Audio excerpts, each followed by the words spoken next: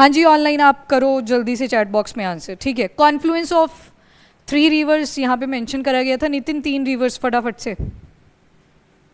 नहीं, राजवीर, ठीक है, गुड। उसके बाद लॉर्ड एलन बोरो का मेंशन हुआ था। आर्यन, गवर्नर जनरल का इनका टाइम पीरियड कब से कब तक का सवाल आता है प्री में? नहीं। गुरनूर, रचना, 2 साल का था, ठीक है, और इसी में वो गेट वाला इंसिडेंट भी हुआ था, ठीक है। और एक बेबिंगटन मैकॉले थे, वो कौन से चार्टर एक्ट के बाद आए थे? साक्षी, 33। और 1 लाख रुपया एनुअली, ये कौन से चार्टर एक्ट में दिया था? चेक ही नहीं किया तुमने। मैं, हाँ, बेबिंगटन तो एजुकेशन का था, वो हमको पता है। 1 लाख सालाना, फिर से चेक करके आओ, रिवीजन करके आओ, मैंने तुम्हें, हाँ 1813 में था। बेबिंगटन बाद में आया था, फिर एंजेलिसाइज वर्जन के ऊपर उसने ज़्यादा फोकस किया था। यही तो पढ़ के आना था। कल बेबिंगटन के बारे में जब हम बात कर रहे थे, वो 1835 में अपना रोल प्ले करके निकलता है कि एंजेलिसाइज करना है हमने एजुकेशन को। चलो ठीक है, ये ध्यान रखा करो। और बाकी आपकी रिवीजन की क्लास है, छोटा सा ही सेशन है, आज 10-15 मिनट का रहेगा। वो जो थोड़े से आर्टिकल छूटे थे उनको आज कंप्लीट करेंगे हम, ठीक है। फिर आपने कल वीबीजी राम जी के बारे में पढ़ा था। हाँ जी मुस्कान, ये सेंट्रली सेक्टर है या स्पॉन्सर्ड है? वीबीजी राम जी स्पॉन्सर्ड है, ठीक है। मनरेगा, नहीं, वो भी स्पॉन्सर्ड है। अमाउंट का रेशो क्या था? कल आए नहीं थे, ठीक है। रूबी, 90:10 बोलते हैं, ज़्यादा वाला पहले बोलते हैं। सारा 60:40। अब रुको, यहीं पे रुको, एक 60:40 बोला। हाँ जी शिवानी, बाकी की रेशो वो जो यूटी विदाउट लेजिस्लेचर वाली हैं। और नॉर्थ ईस्टर्न 90:10 का था, ठीक है। नमित, मनरेगा में 100 डेज थे वर्किंग, वीबीजी राम जी में पक्की बात 125, ठीक है। नेक्स्ट, यादविंदर, नाम याद से जुड़ा है पर भूल जाता है ना थोड़ा सा, ये स्टार्टिंग हो जाती है आगे थोड़ा जोर लगता है कि विंदर था, ये विंदर ही है ना वी, और आप यूपिंदर पी, ठीक है। अच्छा, इसमें बजट कैपिंग है वीबीजी राम जी में? बजट कैपिंग का मतलब, चलो आपने हाँ बोल दिया। यूपिंदर, बजट कैपिंग का मतलब? आर्यन, हाँ, पहले क्या होता था, मनरेगा को बजट में ही एलोकेट कर दिया जाता था कि सेंटर इतना पैसा लगाएगा, स्टेट इतना पैसा लगाएगा। इसमें जब तक प्रोजेक्ट नहीं निकलेंगे तब तक बजट का एलोकेशन नहीं किया जाएगा, तो कैपिंग लगा दी है। क्या मनरेगा में सीजनल पॉज था श्रेया? हाँ, नहीं था। वीबीजी राम जी में कितना है टेंटेटिव?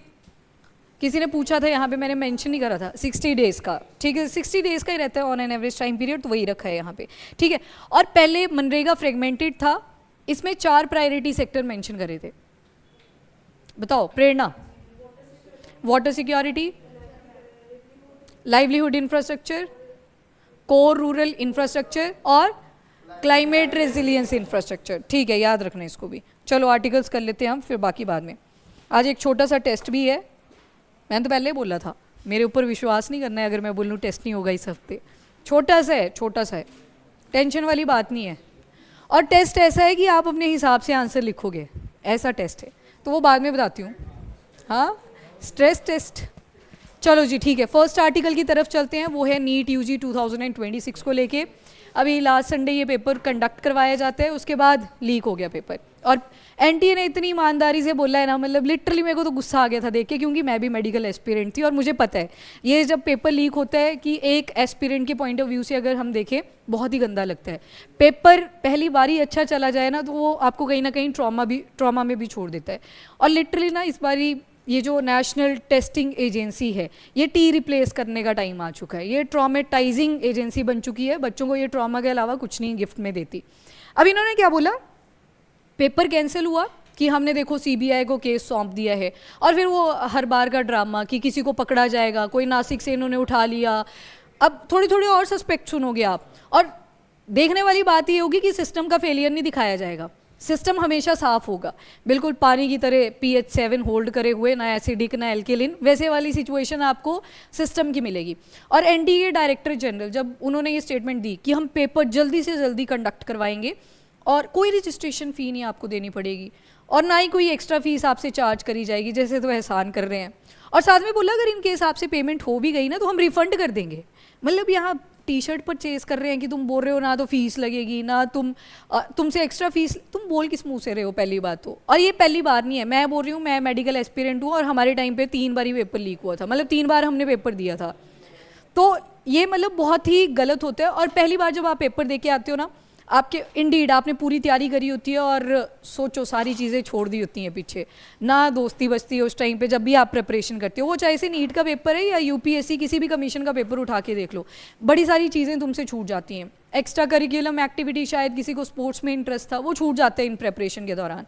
मतलब सभी को यही होता है कि करियर बन जाएगा स्पोर्ट्स से, आपको पता ही है कितना अगर करियर इंडिया में बन सकता है। ये साइंस एंड टेक के हाल हैं, मतलब आपका research and development bar bar focus किया जाता है। फिर कई पॉलिटिकल लीडर्स आते हैं, बोलते हैं जो फॉरेन में इंडियंस रह रहे हैं, जो वहाँ पे साइंटिस्ट हैं या डॉक्टर हैं, उनको वापस बुलाएं इंडिया में, ताकि वो इंडिया के अपलिफ्टमेंट में अपना कहीं ना कहीं जो कॉन्ट्रीब्यूशन है उसे दे। किस मुंह से बुलाते हैं, मुझे तो यही समझ नहीं आती। अभी ये बच्चे हैं, मतलब 12th पास आउट हैं, कुछ ड्रॉपर होंगे, 2 साल 3 साल वाले हो सकते हैं मैक्सिमम, मतलब बच्चे हैं लिटरली, उन्होंने अभी कुछ भी नहीं देखा है। और कहीं तो यहाँ पे अभी डिप्रेशन वाले केसेस भी आपके सामने आएंगे, कुछ बच्चों से नहीं होती हैं ऐसी चीज़ें टॉलरेट, कुछ फिर स्ट्रांग निकल जाते हैं बीच से। और एनटीए जिस मुंह से बोल रहा है ना कि मतलब हो जाएगा पेपर दोबारा से, ये हर बार का ही ड्रामा है इनका। हमारी बारी में भी यही हुआ था, पेपर लीक हुआ पहले, फिर इन्होंने बोला कि हम 0 एरर पॉलिसी चलाएंगे। ये जो लिखी है ना यहाँ पे 0 एरर पॉलिसी है, हमारे टाइम की चली हुई है। उस टाइम सबसे 2 बारी पेपर लीक हुआ था, मतलब पेपर 3 बार कंडक्ट करवाया गया था। और जब तक तीसरी बारी आती है ना, बच्चा वैसे टूट जाता है कि छोड़िए, तो कुछ बचा ही नहीं तैयारी करने के लिए। अब ये जो 0 एरर पॉलिसी थी, इसमें क्या बोला था इन्होंने कि हम प्रोसीजर को इतना स्ट्रिंजेंट कर देंगे कि पेपर लीक होने का चांस ही नहीं बचेगा। जैसे किसी ने दिया यहाँ पे मेडिकल फील्ड से पेपर, ये नीट का, अब होता क्या है, एंट्री जल्दी करवाने लगे आपकी। और पहले ये हार्ड कॉपी पे हुआ करता था, मतलब आपको ओएमआर शीट में पेन से वो डॉट भरना होता था, जैसे अभी कमीशन का पेपर होता है। तो उसमें इन्होंने क्या किया कि ज्वेलरी भी नहीं पहननी है, जबकि मिडिल क्लास की ऑब्वियस सी बात है, ज्वेलरी में कोई कैमरा लगा के नहीं आएगा, कोई ऑडियो के लिए कुछ नहीं सुनने के लिए लेके आएगा। उधर निकाल रहे हैं, कई लड़कियों के नाक से खून निकले जा रहा है, लिटरली ज्वेलरी निकालते हुए वो फंस जाते हैं, तो निकालते हुए जोर से खींच रहे हैं। जिसकी नहीं निकल रही है उसको बोला कि टेप का जो सीजन बाद में आया, आजकल सेलो टेप देखा है लगाते हुए, उनको कवर कर देते हैं पूरा, पता नहीं कितना कर रिकॉर्ड कर लेंगे जैसे। हम चलो जो भी है, मतलब इतना कोई नहीं सोच के जाता, 3 घंटे का पेपर। हाँ, बटन्स अलाउड नहीं है, चलो ठीक है, वो उन्होंने बड़ा स्ट्रिक्ट ऑर्डर फॉलो करा, उस प्रोटोकॉल को हमने भी सपोर्ट करा। फिर बाद में क्या हुआ, ये दूसरी बारी था जब ये 0 एरर पॉलिसी आती है। अब बाद में क्या हुआ, फिर से पेपर लीक हुआ, सेलो टेप लगा के, बच्चों के खून निकाल के, उसके बाद फिर से पेपर लीक हुआ। और ये सिलसिला बड़े लंबे अर्से से चल रहा है। कभी इनका पोस्टपोन होता रहता है पेपर, सेम हाल इनके पीजी के टाइम पे रहते हैं, सेम आपके पोस्ट ग्रेजुएशन में वो नेट वगैरह का पेपर होता है, उसको भी एनटीए देखता है। कभी पेपर पोस्टपोन करते हैं, कभी पेपर अजीब से ही डाल लेंगे, ना सिर है ना पैर है, मतलब तुम बिना प्रिपरेशन के चले जाओ, तुम्हें पता ही नहीं है कि सिलेबस से आएगी भी चीज़ें या नहीं आएंगी। अब इसके बाद ये जो 0 एरर पॉलिसी है, ये डेफिनेटली अब 0 अकाउंटेबिलिटी की तरफ कन्वर्ट हो चुका है।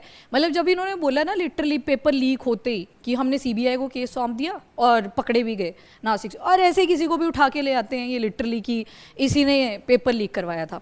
अब देखो, पेपर पहले हार्ड कॉपी पे आता था, अब सॉफ्ट कॉपी, सॉफ्ट मतलब आपके कंप्यूटर सिस्टम में ये पेपर कंडक्ट होता है। पहले कॉपी की लीकेज होती थी, अब उस पर तो सील लगी होती थी। अब इन्होंने बोला कि कंप्यूटर सिस्टम से होगा, तो सॉफ्टवेयर तो उसी कंप्यूटर में चलेगा जब ये पेपर लॉन्च करा जाएगा। होता है ना, वो स्क्रीन पे सारे फोल्डर गायब होते हैं और पेपर ही आता है, सिर्फ आपको आईडी वगैरह डालते हैं, आप पासवर्ड डालते हैं, आपकी बर्थ डेट होती है, वो उसी टाइम। फिर कैसे लीकेज हुई? और ये गैस पेपर पहले भी आते थे, पर गैस होते थे अलाइक पेपर कि शायद इस टॉपिक में से कुछ क्वेश्चन आ जाए, वो कभी भी पूरी तरह से मैच नहीं करते थे। तो अब ये जो गैस पेपर होता है, इसमें 120 क्वेश्चन ऐसे थे जो हूबहू आगे थे नीट के पेपर में। एक होता है कि अलाइक आया, मॉक टेस्ट जैसे आपके होते हैं, जिसमें आप टॉपिक को टच करके निकल जाते हो। जैसे हरियाणा वाले स्टूडेंट ने बोला कि यहाँ पे जो मॉक हुए थे उनमें से कुछ भी नहीं आया था, वो वैसे भी अलाइक पेपर थे, सेम से क्वेश्चन उसमें डले हुए थे, वो सेम तो कभी भी नहीं आएगा। जो कमिट कर रहा है वो आपको बेवकूफ़ बना रहा है कि ऐसा ही क्वेश्चन पेपर में आ जाएगा, अलाइक ही आएगा हमेशा, आपने वो टॉपिक किया होगा। अब ऐसे ही एक व्हाट्सएप का ग्रुप बन रखा था इनका, लिखा होगा यहाँ पे प्राइवेट माफिया के नाम से। अब उसका जो लिंक था वो सर्कुलेट कर रहा था, और लिंक में आप ऐसा नहीं है कि क्लिक करोगे आपको सीधी एंट्री मिलेगी, 5-6 हज़ार रुपये आपको पेमेंट भी करना पड़ेगा कि अगर इस ग्रुप के अंदर मेंबर बनना है। अब दिक्कत क्या थी कि पहले कहाँ जागे हुए थे? अभी सचेत का जब ट्रायल करा था तो आपको एक चीज़ तो पता है कि सभी का एक्सेस है गवर्नमेंट के पास, उनके पास सारी चीज़ें कंट्रोल में है। पेपर के बाद जाके ये लीकेजेस आती हैं कि पेपर लीक हो चुका था, फिर आपको पता है ये प्रोटेस्ट एंड ऑल, ये सारी चीज़ें होंगी, वायलेंस होगा। और जो बच्चे माइग्रेशन करते हैं फ्रॉम इंडिया टू अब्रॉड, अभी 7 अपील्स डाली थी प्राइम मिनिस्टर मोदी ने कि इंपोर्ट नहीं करने हैं, एक्सपोर्ट पे भी फोकस करना है और कंजप्शन को थोड़ा रिड्यूस करना है। वो तो ठीक है, पर मैन्युफैक्चरिंग तो बूस्ट करनी पड़ेगी।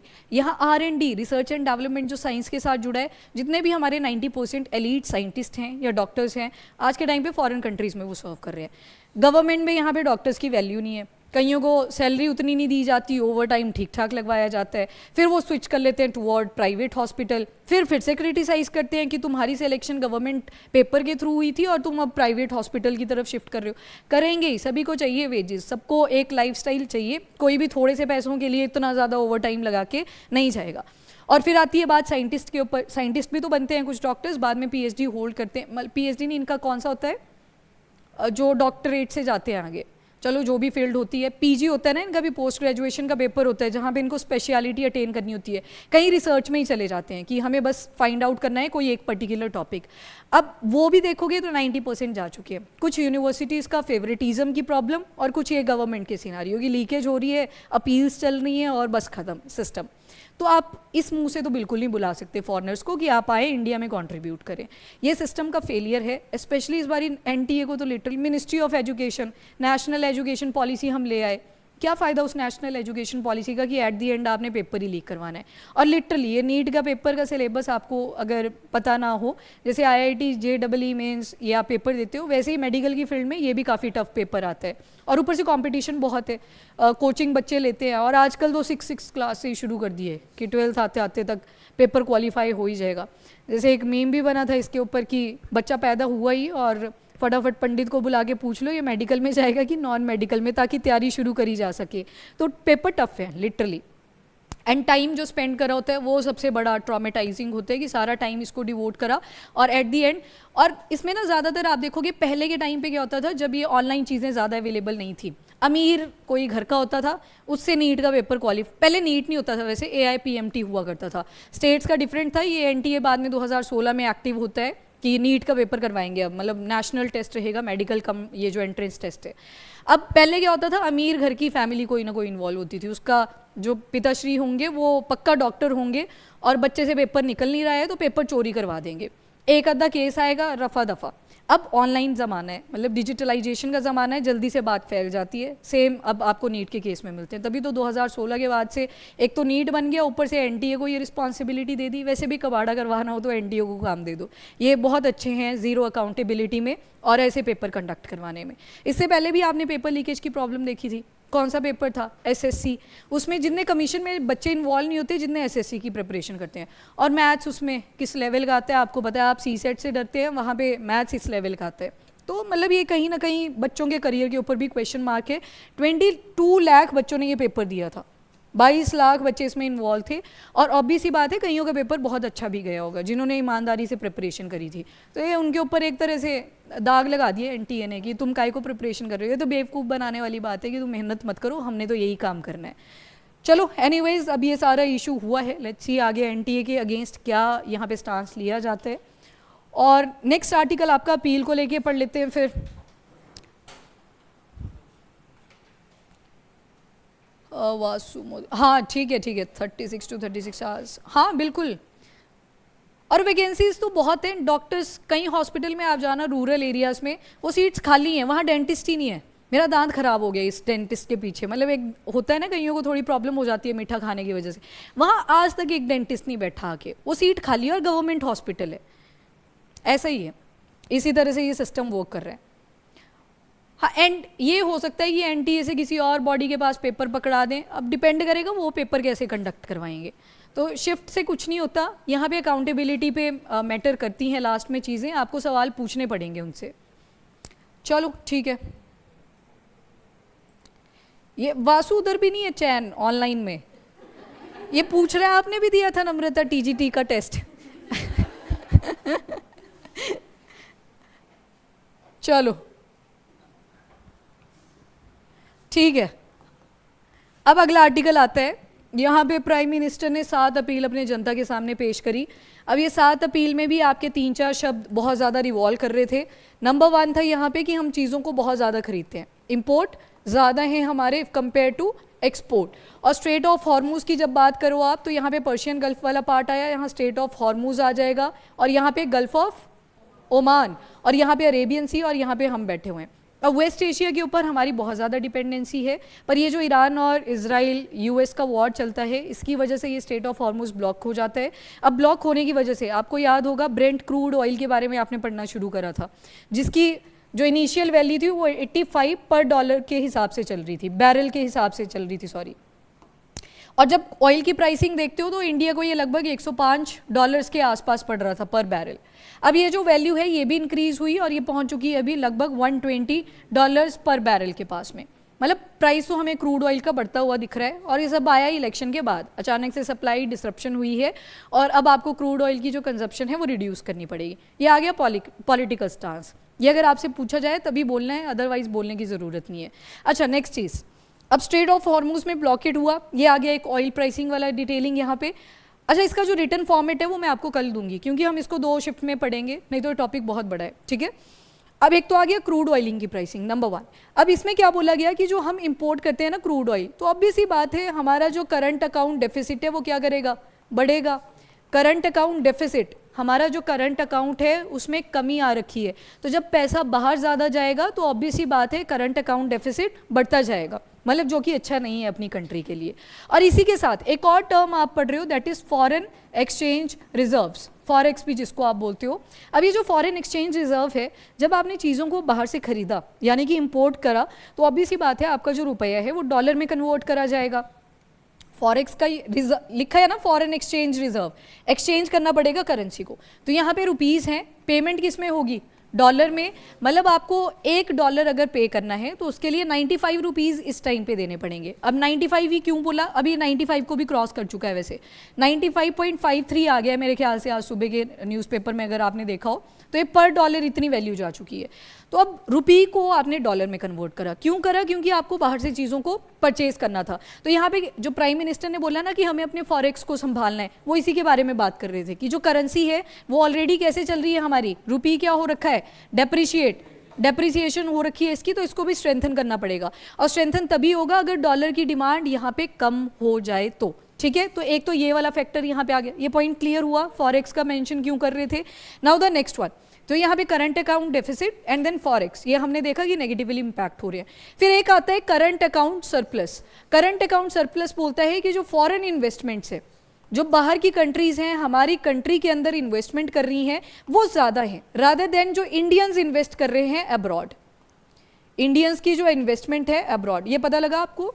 इन्वेस्टमेंट करते हैं किस किस फॉर्म में, आपके फॉरेन डायरेक्ट इन्वेस्टमेंट्स आती हैं, फॉरेन पोर्टफोलियो इन्वेस्टमेंट्स आते हैं, बैंकिंग कैपिटल होती है, पैसा भी तो जाता है बैंक्स वगैरह का, एक दूसरे बैंक को कुछ भी दिया डोनेशन की फॉर्म में, ग्रांट की फॉर्म में, पैसा गया इनडायरेक्ट। अब होता क्या है, जब आप इन्वेस्टमेंट करते हो तो हमारी कंट्री के अंदर फॉरेन कंट्री से इन्वेस्टमेंट आ रही है, और जब ये फॉरेन इन्वेस्टमेंट ज़्यादा होती है if compare to the Indian investment, तो इससे एक और चीज़ इंपैक्ट होती है which is balance of payment. अब ये बैलेंस ऑफ पेमेंट, बैलेंस को दिखा रहा है ये, मतलब यहाँ पे भी कहीं ना कहीं इंपोर्ट और एक्सपोर्ट की बात होगी, पर ये कहीं ना कहीं गुड्स, सर्विसेज, आपकी इन्वेस्टमेंट, ये सारी चीज़ों के साथ जुड़ा हुआ है। अब देखो, जब फॉरेन कंट्री से इन्वेस्टमेंट अपनी कंट्री में ज़्यादा आएगी, मतलब कैपिटल का इनफ्लो आपको दिखाई दे रहा है, ये बैलेंस ऑफ पेमेंट बढ़ता हुआ दिखता है आपको। क्यों दिखा, क्योंकि बाहर से पैसा आया अपनी कंट्री के अंदर। पर करंट अकाउंट डेफिसिट जब आपने देखा तो बाहर से चीज़ों को हमने खरीदा भी, तो उस केस में पैसा बाहर गया। तो ये जो बैलेंस ऑफ पेमेंट है, अगर बहुत ज़्यादा इन्वेस्टमेंट आती है तो ये जो बैलेंस ऑफ पेमेंट है ये आपको बढ़ता हुआ भी दिखाई देगा। पर रिजर्व बैंक ऑफ इंडिया इसके ऊपर चेक रखता है कि ऐसे ना हो कि जो करंट अकाउंट सरप्लस है वो बढ़ता ही जा रहा है, करंट अकाउंट डेफिसिट भी बढ़ता जा रहा है, तो वो चीज़ मेंटेन करता है हमारे पास रिजर्व बैंक ऑफ इंडिया। तो इसी वजह से बैलेंस ऑफ पेमेंट दिखाता है कि एक कंट्री ने, यानी कि इंडिया ने, जिसको टैकल कर रहा है रिजर्व बैंक ऑफ इंडिया, उसने कितनी ट्रांजैक्शंस करी किसी दूसरी कंट्री में। दूसरी कंट्री की जगह पे यहाँ पे आप वर्ल्ड लिख सकते हो कि पूरे वर्ल्ड में इतना ज़्यादा ट्रेड हम करते हैं, चीज़ों की खरीद और बेच हम करते हैं, तो इंडिया ने कितनी ट्रांजैक्शंस करी किसी दूसरी कंट्री में, पूरे वर्ल्ड। सारा जो बैलेंस बचता है वो किस शीट पे आता है, बैलेंस ऑफ पेमेंट, और इसको चेक कौन करता है, तो रिजर्व बैंक ऑफ इंडिया। इसका जो रिटर्न फॉर्म है अगेन वो आपको कल मिल जाएगा, पहले आज कॉन्सेप्ट समझो, कल हम एक बार रीड भी करेंगे फिर आपको और चीज़ें यहाँ से क्लियर होती चलेंगी। अभी आ रही हूँ उसके ऊपर भी, पहले ये बताओ ये टॉपिक क्लियर हुआ यहाँ पे। एक तरफ आ गया आपका करंट अकाउंट डेफिसिट, जिसमें आपने देखा इंपोर्ट की वजह से वो बढ़ता जा रहा था, इंपोर्ट बढ़ा। एक तरफ आपने देखा करंट अकाउंट सरप्लस, इसमें क्या बोला कि इन्वेस्टमेंट अगर अट्रैक्ट होगी तो ऑब्वियस सी बात है पैसा अपनी जेब में आ रहा है, इनफ्लो तो हो रहा है ना, कैपिटल इन्वेस्टमेंट हो रही है, और इसकी वजह से जो बैलेंस ऑफ पेमेंट है वो आपको ज़्यादा दिखेगा। अब एक सिचुएशन क्या बन सकती है कि जो इन्वेस्टमेंट है वो भी ज़्यादा आ रही है, दूसरा इंपोर्ट भी हम ज़्यादा कर रहे हैं, और अभी के लिए आपने देखा था करंट अकाउंट डेफिसिट बढ़ा है, जो रिसेंट ये डिसरप्शन हुई थी। अब दिक्कत की बात क्या है, एक सेक्टर आता है आपका मैन्युफैक्चरिंग का। अब देखो जो मैन्युफैक्चरिंग है, इन्वेस्टमेंट तब आएगी अगर आपके पास पोटेंशियल होगा, मतलब यहाँ पे किसी इंफ्रास्ट्रक्चर के ऊपर फॉरेन कंट्री अगर पैसा लगाएगी वो भी तभी आएगी। और इसमें एनालिसिस करी गई है कि ये जो करंट अकाउंट सरप्लस है ये आने वाले टाइम में श्रिंक करेगा। श्रिंक क्यों करेगा, अगर आप कंजप्शन को रिड्यूस कर रहे हो और मैन्युफैक्चरिंग कर ही नहीं रहे हो तो ऑब्वियस सी बात है कोई इन्वेस्ट क्यों करेगा हमारी कंट्री में। तो ये दोनों ही ऐसे हैं, एक कॉइन के दो पहलू हैं, करंट अकाउंट डेफिसिट भी बढ़ रहा है, बैलेंस ऑफ पेमेंट भी बढ़ रहा है, पर एक्सटर्नल स्टेबिलिटी के लिए आरबीआई इसके ऊपर चेक रखता है कि ओवर भी एक्सीड नहीं करना चाहिए। और आने वाले टाइम में बस ये चीज़ अभी के लिए आप याद रखिए कि जो बैलेंस ऑफ पेमेंट है और इसमें भी ये जो करंट अकाउंट सरप्लस वाला टर्म आपने देखा ये शायद डिक्रीज़ करेगा। डिक्रीज़ क्यों करेगा, क्योंकि यहाँ पे कंजप्शन को रिड्यूस करने के लिए बोला है। अब कंजप्शन रिड्यूस कैसे हुई उसके लिए आपको ये 7 अपील्स देखनी पड़ेंगी। पर पहले बताओ यहाँ तक थोड़ी सी स्टोरी आपको क्लियर हुई।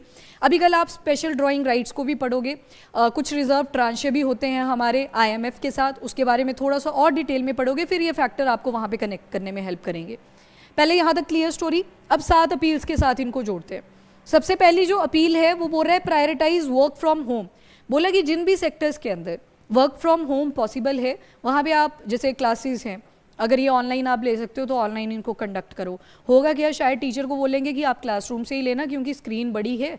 पर यहाँ पे क्या हुआ, सिर्फ मेरे को आना पड़ा आपकी क्लास लेने के लिए, आपको नहीं आना पड़ा। तो आप सारे जब यहाँ पे पहुँच रहे थे, जैसे मुस्कान बद्दी से आती है, कितना फ्यूल खाती है ये जब आती है ना, तो फ्यूल की कंजप्शन ज़्यादा कर रही है मुस्कान यहाँ पे। वैसे आप में से भी कहीं दूर दूर से आते होंगे, 20 किलोमीटर 25 या ज़्यादा किलोमीटर के डिस्टेंस को क्रॉस करके, तो उससे हो क्या रहा है कि फ्यूल की कंजप्शन ज़्यादा हो रही है। तो इन्होंने बोला कि वर्क फ्रॉम होम की तरफ शिफ्ट करें।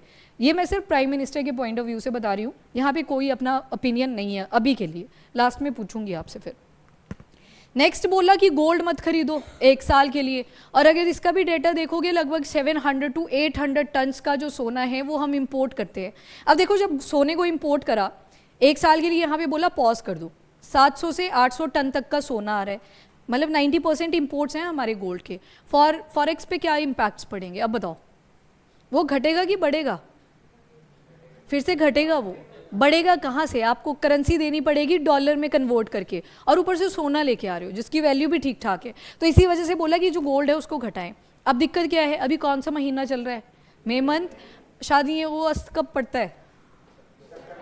अच्छा सितंबर के आसपास, बाकी तो चला ही रहता है ना, पूरे साल शादियाँ चली रहती हैं। और इंडिया में कोई शादी आप ऐसे नहीं देखोगे कि वो बिना सोने के होगी।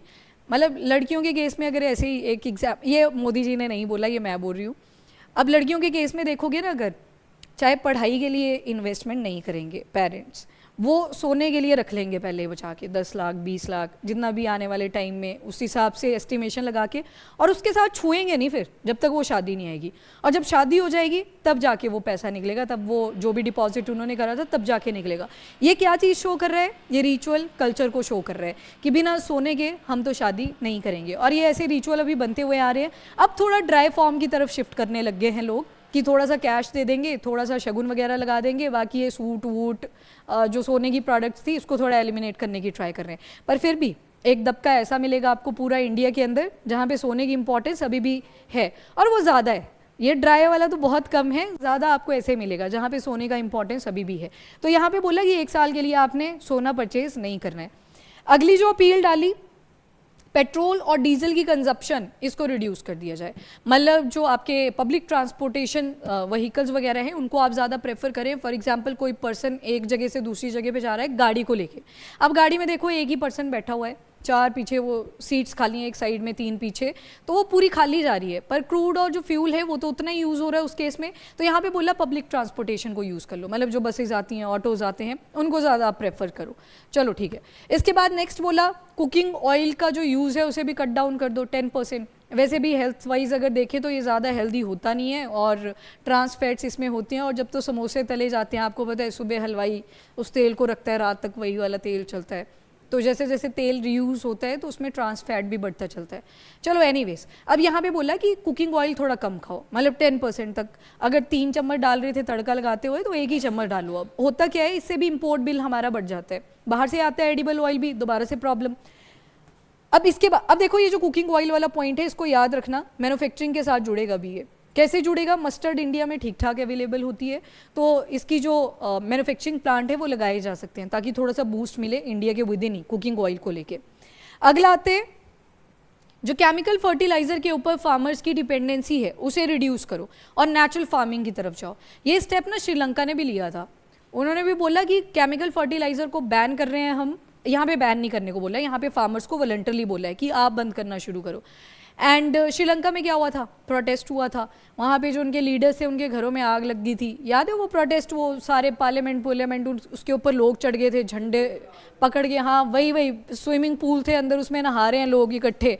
तो लिटरली हुआ क्या, उन्होंने गवर्नमेंट गिरा दी, वहाँ भी आपने देखा प्रोटेस्ट हो गया। क्योंकि जो फार्मर्स हैं अभी के लिए जो डिपेंडेंसी केमिकल फर्टिलाइजर के ऊपर बनी हुई है उसको आप ऐसे नहीं बोल सकते एकदम से एलिमिनेट कर दो।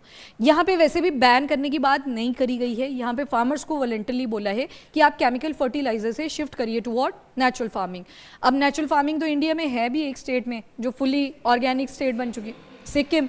तो ये क्या होता है, ये मॉडल बेसिस पे चलते हैं, आप एकदम से कभी भी रिप्लेस नहीं कर सकते हो, ठीक है। एक चीज़ ये भी आपने ध्यान में रखना है। इसके बाद नेक्स्ट, फॉरेन ब्रांडेड जो प्रोडक्ट हैं उनको कम करिए। इवन जो इंडिया में टूथपेस्ट भी होता है वो भी फॉरेन से आता है, मेड इन चाइना की आपको ज़्यादा वैरायटीज़ मिलेगी। तो बोला कि इनको थोड़ा बंद करो, मेड इन इंडिया बनाना शुरू करो। टी शर्ट्स हैं वो भी बाहर से बहुत सारी आती हैं, ब्रांड्स वाली जो भी आप सुनते हो, स्वदेशी के ऊपर फोकस करो। चलो यहाँ पे थोड़ा सा मैन्युफैक्चरिंग का हाईलाइट आपको दोबारा से दिख रहा है। Avoid foreign travel for 1 year. और यहाँ पे स्पेशली मेंशन, आपने ये स्पीच सुनी थी जब 7 अपील दी थी, आजकल लोग शादियां करने के लिए बाहर जाते हैं, मिडिल क्लास को अलग ही इंटरेस्ट जागा हुआ है। क्यों भाई, अमीर ही जाएंगे, मिडिल क्लास क्यों नहीं जा सकता? मेरे को तो नहीं लगी वो स्टेटमेंट अच्छी, मतलब क्यों नहीं जा सकता? जिसके पास पैसा है वो जाएगा।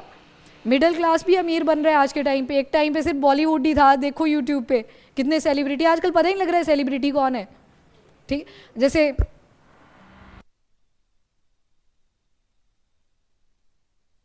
ये सिंगर भी था, तो इतने सारे सेलिब्रिटी हो रखे हैं तो नहीं पता लग रहा है, ये डिफ्रेंसिएशन आप नहीं कर पाते। तो यहाँ पे बोला कि फॉरेन ट्रैवल बंद करो। और जो ये स्पेशल मेंशन करा है, ये जो प्री वेडिंग शूट के लिए भी फॉरेन कंट्रीज़ को डेस्टिनेशन की तरह मानते हैं। अब देखो एक टाइम आया, फ़ोन आए तो कैमरा मैन का रोल ना थोड़ा घटने लगा। लोगों ने सोचा फ़ोन में तो कैप्चर कर लेंगे, कैमरा मैन ने दिमाग लगाया कि प्री वेडिंग शूट ऐड कर देते हैं और फोटो थोड़ा प्रोफेशनल खींचेंगे। देखो टेक्नोलॉजी का टाइम, ड्रोन आ गए, बोला ड्रोन शूट। खुद कैसे ही करोगे, भाई बिजी होगा, पापा बिजी होंगे, मदर अपने काम में लगी होगी, तुम नहीं फ़ोटो खींच पाओगे और कोई नौकर नहीं लगा है तुम्हारा जो तुम्हारे लिए फ़ोटो खींच के दे देगा। कैमरामैन ने दिमाग लगाया, ड्रोन का फ़ोटो शूट कर लेते हैं। एक काम करते हैं, फॉरेन कंट्री में चलते हैं, तुम्हारे पास बजट है? उन्होंने बोला हाँ है, मेरी टिकट भी करवा दे, चलते हैं बाहर। तो इससे क्या हुआ कि फॉरेन कंट्रीज़ वो डेस्टिनेशन की तरह इमर्ज हुई। अब उनके जो बैंकेट हॉल वगैरह होते हैं उसको देखना उन्होंने पहले शादी की तरह अरेंज कर दिए होते हैं, उनको पता है आएगा कोई ना कोई फॉरेन वेडिंग शूट के लिए। इसके अलावा सेलिब्रिटीज़, इटली वाली शादी याद होगी आपको, किसने करी थी सबसे पहले ये ट्रेंड शुरू? हाँ, तो वहाँ से ये ट्रेंड शुरू हुआ। उससे पहले भी बड़े सारों ने करी होगी, पर वहाँ से पॉपुलर हुआ क्योंकि वो डिजिटलाइजेशन के ज़माने में करी गई शादी। और जब वहाँ से वो शादियाँ शुरू हुई तो उसके बाद ये ट्रेंड बहुत ज़्यादा चला। आजकल मालदीव्स और लक्षद्वीप, अगर दोनों ऑप्शन दी जाए तो मालदीव को प्रेफर करा जाएगा। एक तो सस्ता ही है, इतना ज़्यादा महंगा नहीं है, और दूसरा फॉरेन कंट्री का ट्रिप लग जाएगा। तो यहाँ पे भी क्या होगा, फॉरेक्स क्या होगा आपका, घटेगा। ऑब्वियस सी बात है, रुपये आपको दूसरी करेंसी में कन्वर्ट करना पड़ेगा और जो आपका पैसा है वो किस कंट्री में, दूसरी कंट्री में चला गया। ओवरऑल जो ये 7 अपील्स की कहानी है ये फॉरेक्स के आसपास घूम रही है कि हमें वो बचाना पड़ेगा। अब एक दिक्कत और आई इसमें, अब क्रूड ऑयल का जैसे ही मेंशन करा ना कि वर्क फ्रॉम होम बोला, क्रूड ऑयल की कंजप्शन डिक्रीज करनी है, लोगों में पैनिक मचा। और गोल्ड नहीं खरीदना है 1 साल के लिए, कईयों के घरों में शादियाँ आ रखी थी, एकदम से इनकी परचेजिंग बूस्ट करी, वो पीक पे गई। क्यों? पैनिक मचा कि पता नहीं ऑयल शायद आएगा नहीं, टंकी फुल करा लेते हैं गाड़ी की, गोल्ड शायद होगा नहीं और लड़के या लड़की की शादी आ रखी है, गोल्ड तो चाहिए होगा, तो एकदम से फटाफट से खरीदना शुरू कर दिया। तो ये भी नेगेटिव कॉन्सिक्वेंसेज आते हैं। तो वो इम्पोर्ट बिल तो फिर से बढ़ गया, वो एक ही दिन में फिर ज़्यादा बूस्ट आपको होता हुआ दिखाई देगा। नहीं, ये लाइट चलेगी क्या? ठीक है, हाँ बिल्कुल वासु, बिल्कुल बिल्कुल। अब इसको थोड़ा सा लॉजिकली अगर आप समझें, अब यहाँ बेशक रैली में फिर प्राइम मिनिस्टर निकलते हैं, एक पर्सन के साथ 37 गाड़ियाँ जाती हैं, फिर वो cut down the fuel consumption वो भूल गए, पर वो प्राइम मिनिस्टर है, वो भी याद रखना है। हाँ हाँ, थोड़ा ही है, 37 गाड़ियाँ तो थोड़ी होती हैं। कल भी यहाँ से कोई वीआईपी गया मोहाली वाले एरिया से, पागलों की तरह गाड़ी चली हुई है, मतलब इतनी क्या जल्दी है, इतना तो काम भी नहीं करते ये लोग कि जितने जल्दी भागे हुए थे। और ये प्रोवोक कर रहे थे लोगों को कि तुम हटो साइड से, लाइट जंप कर दो। सिक्योरिटी गार्ड्स भी थे, प्रॉपर कॉन्वॉय थे। हाँ वो तो होता है रूल, ठीक है, पर तुम फिर चलान भी तो काट रहे हो ना ऑनलाइन, फिर वो मत काटो। नहीं, वो चीज़ इग्नोर करी जाती है। इवन एम्बुलेंस को भी आप पास दोगे, बाद में आपको पता नहीं कितनी बार बोलना पड़ता है कि सीसीटीवी फुटेज ओपन करो, वहाँ पे एम्बुलेंस गई थी तो इस वजह से पास दिया गया था। क्या नहीं कर सकते? क्या होता है, कटा है लोगों का, लोगों ने बीच में, आपने ध्यान दिया अगर चंडीगढ़ वाले एरिया, बड़ी पुरानी बात नहीं है, अभी जनवरी के आसपास की है, लोगों ने एम्बुलेंस को पास देना रोक दिया था। क्यों रोका? क्योंकि चलान कट रहा था ऑनलाइन। वो फटाफट से जब कट रहा था तो लोगों ने कंप्लेंट्स फाइल करी कि आप तो एम्बुलेंस के केस में भी चलान काट रहे हो। तब जाके अब पुलिस वाले फिर से खुद नहीं लग गए आने कि हम खुद काटेंगे चलान। सारी जगह पे है, उसी सेक्टर में इधर चले जाओ जहाँ पे जंक्शन है, हाँ बस ऐसे है। अब उन्होंने बोला हम खुद काटेंगे चलान, हाँ फिर बार्गेनिंग के साथ। चलो ठीक है, अब यहाँ पे जो स्टोरी थी ये forex, balance of payment, current account deficit, current account surplus. आप ये कभी भी नहीं बोल सकते हो एक चीज़ बढ़ेगा दूसरा घटेगा, ये चलता है अपने हिसाब से, चलती है ये स्पीड। जैसे अभी आपने देखा करंट अकाउंट डेफिसिट बढ़ रहा है, पर जो बैलेंस ऑफ पेमेंट है ये भी बढ़ा है। पर आने वाले टाइम में अगर आप कंजप्शन को रिड्यूस करते हो, मैन्युफैक्चरिंग को बूस्ट नहीं करते हो, तो ऑब्वियस सी बात है यहाँ पे इन्वेस्टमेंट आनी घटेगी, तो ये घट भी सकता है। और एनालिसिस अभी यही लगाई गई है कि शायद ये श्रिंक करेगा आने वाले टाइम में अगर मैन्युफैक्चरिंग को बूस्ट नहीं करा। एंड वर्क फ्रॉम होम यहाँ पे सारे फील्ड्स में नहीं बोला है, जहाँ पे फिजिबल है चीज़, मतलब जहाँ पे पॉसिबल है आप वर्क फ्रॉम होम अलाउ कर सकते हो, वहाँ पे ये बोली गई है। आप तो बोलोगे हमने तो ऑफलाइन के पैसे दिए थे, अब ऑनलाइन बोल रहे हैं क्लासेस लगाने को, तो ये अलग प्रॉब्लम क्रिएट होगी। ऑब्वियस ही बात है, आपने जब ऑफलाइन की पेमेंट करी है आप ऑफलाइन ही लगाओगे, ठीक है। तो यहाँ पे बोला है जहाँ पे फिजिबल है, सबको नहीं बोला है।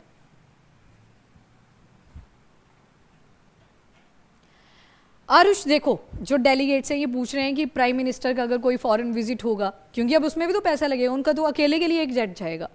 तो देखिए जो डेलीगेट्स होते हैं उनके ऊपर सारी चीज़ें एप्लीकेबल नहीं होती। जैसे कि मैंने बोला कि कट डाउन द फ्यूल्स की बात तो करी कि कंजप्शन तो कम करना है, पर कॉन्वॉय जो था उनका वो उतना ही बड़ा निकला रैली के साथ प्रॉपर, और जाम भी लगा रहा। अभी उत्तराखंड में भी सेम चीज़ हुई थी, कोई तो मिनिस्टर गया था वहाँ पे, तो उनका भी कॉन्वॉय था, और हिमालयन एरियाज़ ट्रैफिक एकदम से लगता है। शिमला में भी आपने देखा होगा एक लेन तो आपकी पार्किंग के साथ ही कवर हो चुकी होती है, और अब ऊपर से कोई ऐसे आ जाए तो ट्रैफिक बहुत ज़्यादा लगता है। सेम उत्तराखंड में भी हुआ कट डाउन द फ्यूल के बाद ही। तो ये सारी प्रॉब्लम्स है, डेलीगेट्स के केस में ये सारी चीज़ें एप्लीकेबल नहीं होती। यहाँ पे फिर नेशनल सिक्योरिटी का कंसर्न आ जाएगा, नेशनल इंटरेस्ट का कंसर्न आ जाएगा, कोई इंपॉर्टेंट मीट हो सकती है तो उस केस में आप मना नहीं करते, ठीक है, तो वहाँ पे अलाउड होती हैं। आपने एनुअल फास्टैग के बारे में पढ़ा था, याद है? उसमें 23 कैटेगरीज देखी थी ना, उनको साइडलाइन करा था कि उनको पेमेंट करने की ज़रूरत नहीं है, और उसमें प्राइम मिनिस्टर थे, आपके चीफ जस्टिस ऑफ इंडिया थे, जितने भी डेलीगेट्स हैं, और साथ में एम्बुलेंस थी, और डिसेबल पीपल का अगर कुछ रोल है उसमें, तो उनको बोला गया था कि आपको पेमेंट करने की ज़रूरत नहीं है। बाकी तो सारे अलाउड हैं, बाकी मतलब मिडिल क्लास सारी इन्वॉल्व है यहाँ पे।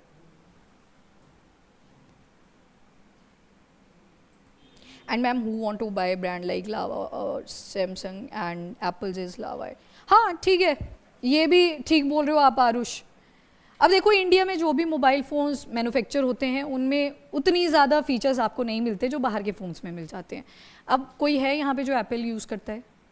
कोई भी नहीं आज। फिर ये एग्जाम्पल नहीं है आपको, फिर अब एकदम से बोला जाए एंड्रॉयड पे शिफ्ट करोगे, आप कर लोगे? नहीं किया जाता ना। तो ये चीज़ होती है, जितने ज़्यादा फीचर्स मिलेंगे, आप डिपेंड करता है, बाकी आपकी पर्सनल चॉइस भी है, पर ये होता है जब आपको ज़्यादा टेक्निकली एडवांस कोई गैजेट मिलता है, आप नीचे वाले पे नहीं आना प्रेफर करोगे। ये चीज़ें तो होती हैं।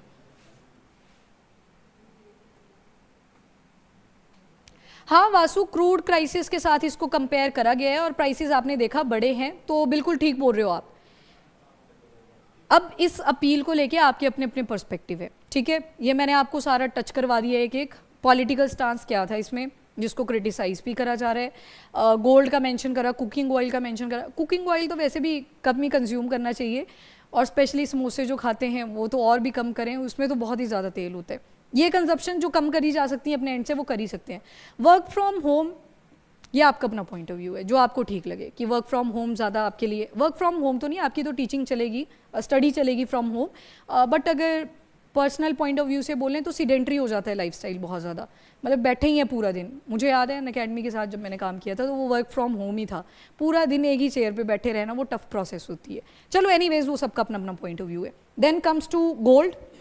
गोल्ड यहाँ पे सोसाइटी के साथ ज़्यादा जुड़ेगा। फॉरेक्स के हिसाब से देखें तो बिल्कुल ठीक बोला है यहाँ पे, अगर 1 साल के लिए नहीं परचेज करोगे तो ऑब्वियस सी बात है आपका जो फॉरेक्स है वो कहीं ना कहीं इंप्रूव करेगा। 700 से 800 टन का सोना बोला है यहाँ पे, किलो नहीं है, वो टन्स में बात कर रहे हैं, बहुत ज़्यादा है, तो पैसा जा रहा है बाहर, तो उसको प्रोटेक्ट करा जा सकता है। एंड देन उसके बाद फर्टिलाइज़र की बात करी, एकदम से कभी भी ये नेचुरल फार्मिंग की तरफ शिफ्ट नहीं होगा, क्योंकि जो हमारी सॉइल है ना उसको भी आदत लग गई है, टेस्ट लग जाता है ना जैसे, तो केमिकल फर्टिलाइजर का जो टेस्ट है वो सॉइल को भी लग रखा है। अगर एकदम से केमिकल फर्टिलाइजर को हटाओगे, ऊपर से एलनीनो के बारे में आपने पढ़ लिया, अच्छा भी नहीं पढ़ा है, सॉरी, मैं करवा दूंगी वो भी। अब इससे भी क्या हो रहा है कि जो हमारा जो अपना वेदर सिस्टम है वो भी सवेयर होता जा रहा है, फार्मर ऑलरेडी इम्पैक्टेड है, तो एकदम से आप बोलें कि शिफ्ट करना है टूवर्ड नेचुरल फार्मिंग अभी के लिए फिजिबल नहीं है।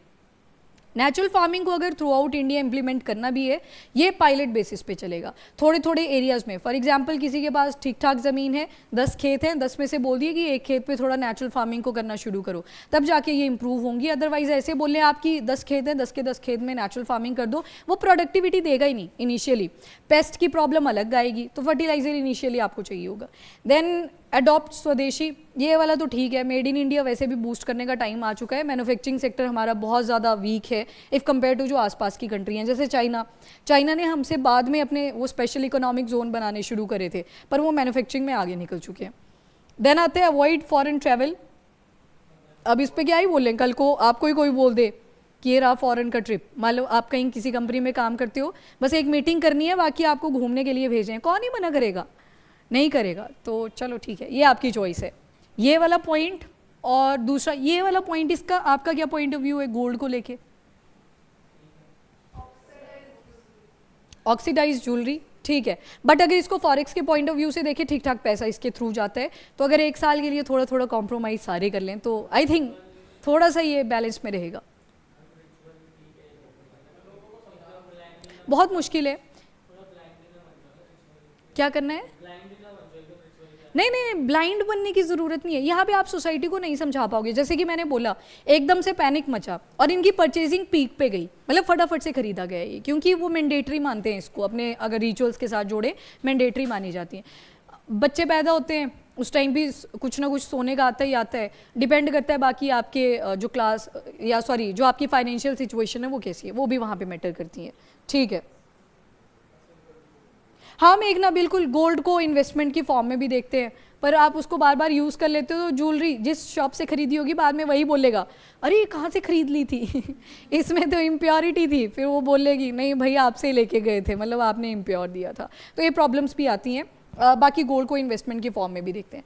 अब ये तो हुआ इसका एक साइड, जो आपने अपील्स को समझा, यहाँ पे थोड़ा सा इसको CAD के साथ जोड़ा, CAS के साथ जोड़ा, ये कभी भी नहीं होगा, ये वाइसा वर्सा चलेंगे ये चीज़ें कि करंट अकाउंट डेफिसिट घट रहा है तो BOP अचानक से बढ़ेगा, ये कभी भी नहीं होगा, क्योंकि इनके पैरामीटर्स ही अलग है सबके, ठीक है। श्रिंक करने का एनालिसिस लगाया गया है कि शायद जो करंट अकाउंट सरप्लस है, यानी कि इन्वेस्टमेंट की टर्म्स में अगर मैन्युफैक्चरिंग को बूस्ट नहीं करा, इंफ्रास्ट्रक्चर प्लेटफॉर्म नहीं प्रोवाइड करेंगे, तो शायद वो श्रिंक कर सकता है, ये एनालिसिस है, ठीक है जी। अब इसका जो नेक्स्ट फेज़ आएगा वो आएगा कल, मतलब नेक्स्ट फेज़ में कुछ नहीं, आपको याद करने वाली चीज़ें ज़्यादा रहेंगी। आज आपने चीज़ों को समझा, यहाँ पे सिर्फ कनेक्ट करा कि ये पॉइंट्स कैसे जुड़े हुए थे हमारे इकोनॉमी के साथ। अगले आर्टिकल पे चलते हैं, वो है इंडिया AI और Indian council for medical research की partnership AI in health care में। आपको याद होगा अभी ग्लोबल AI समिट भी हुआ था, जिसमें बहुत सारी AI जो फीचर हैं वो मेडिकल हेल्थ केयर के साथ हम जोड़ने की ट्राई कर रहे हैं। कई बार कोई क्वेरी होती है कि कौन से डॉक्टर कब अवेलेबल होते हैं, तो कई बार किसी ने कॉल नहीं उठाई, तो वहाँ पर किसका रोल आ जाएगा? AI का। तो AI प्लेटफॉर्म्स को इंटीग्रेट करने की बात करिए, और ये इनिशिएटिव इंडिया AI से वही है, इंडिया AI मिशन, GPU वाला ग्राफिकल प्रोसेसिंग यूनिट 10,370 करोड़ जिनको एलोकेट करा गया है, और हाँ सही और बोध इनिशिएटिव भी लिए हैं, पर वो इंडिया AI मिशन के अंडर थे, बनाने वाले अलग अलग थे, मिनिस्ट्री ऑफ एजुकेशन थी, आईआईटीज आपकी इन्वॉल्व थी। तो ये जो सारे इनिशिएटिव है, क्या शो कर रहे हैं कि आर्टिफिशियल इंटेलिजेंस को हमें इंटीग्रेट करना है हेल्थ केयर सेक्टर के अंदर भी। नाउ ये जो एग्रीमेंट है, ये इंडिया एआई और Indian council of medical research ने एग्रीमेंट को साइन करा है। AI driven health care solution provide करी जाएगी, मतलब जहाँ पे ह्यूमन बीइंग की जगह पे एआई बेटर रिस्पॉन्स कर सकता है, वहाँ पे हेल्थ केयर सेक्टर के अंदर इनको इंक्लूड करेंगे। देन स्केलेबल और रिस्पॉन्सिबल तरीके से एआई को हेल्थ केयर के अंदर यूज़ करना है, यूजफुल तरीके से। नाउ इम्प्लीमेंटिंग बॉडीज कौन कौन सी हैं, एक तो आ जाएगी आपकी मिति, ministry of electronics and information technology, and दूसरा इंप्लीमेंट करा जाएगा इसे डिजिटल इंडिया कॉरपोरेशन के थ्रू। एंड मेन एम क्या है, तो नेशनली वही एम है कि हेल्थ केयर इकोसिस्टम हमें इंक्लूसिव बनाना है, लास्ट माइल तक भी जो एआई के फीचर्स हैं वो पहुंच सकें, तो वही चीज़ इसका भी मेन मोटो रहेगा।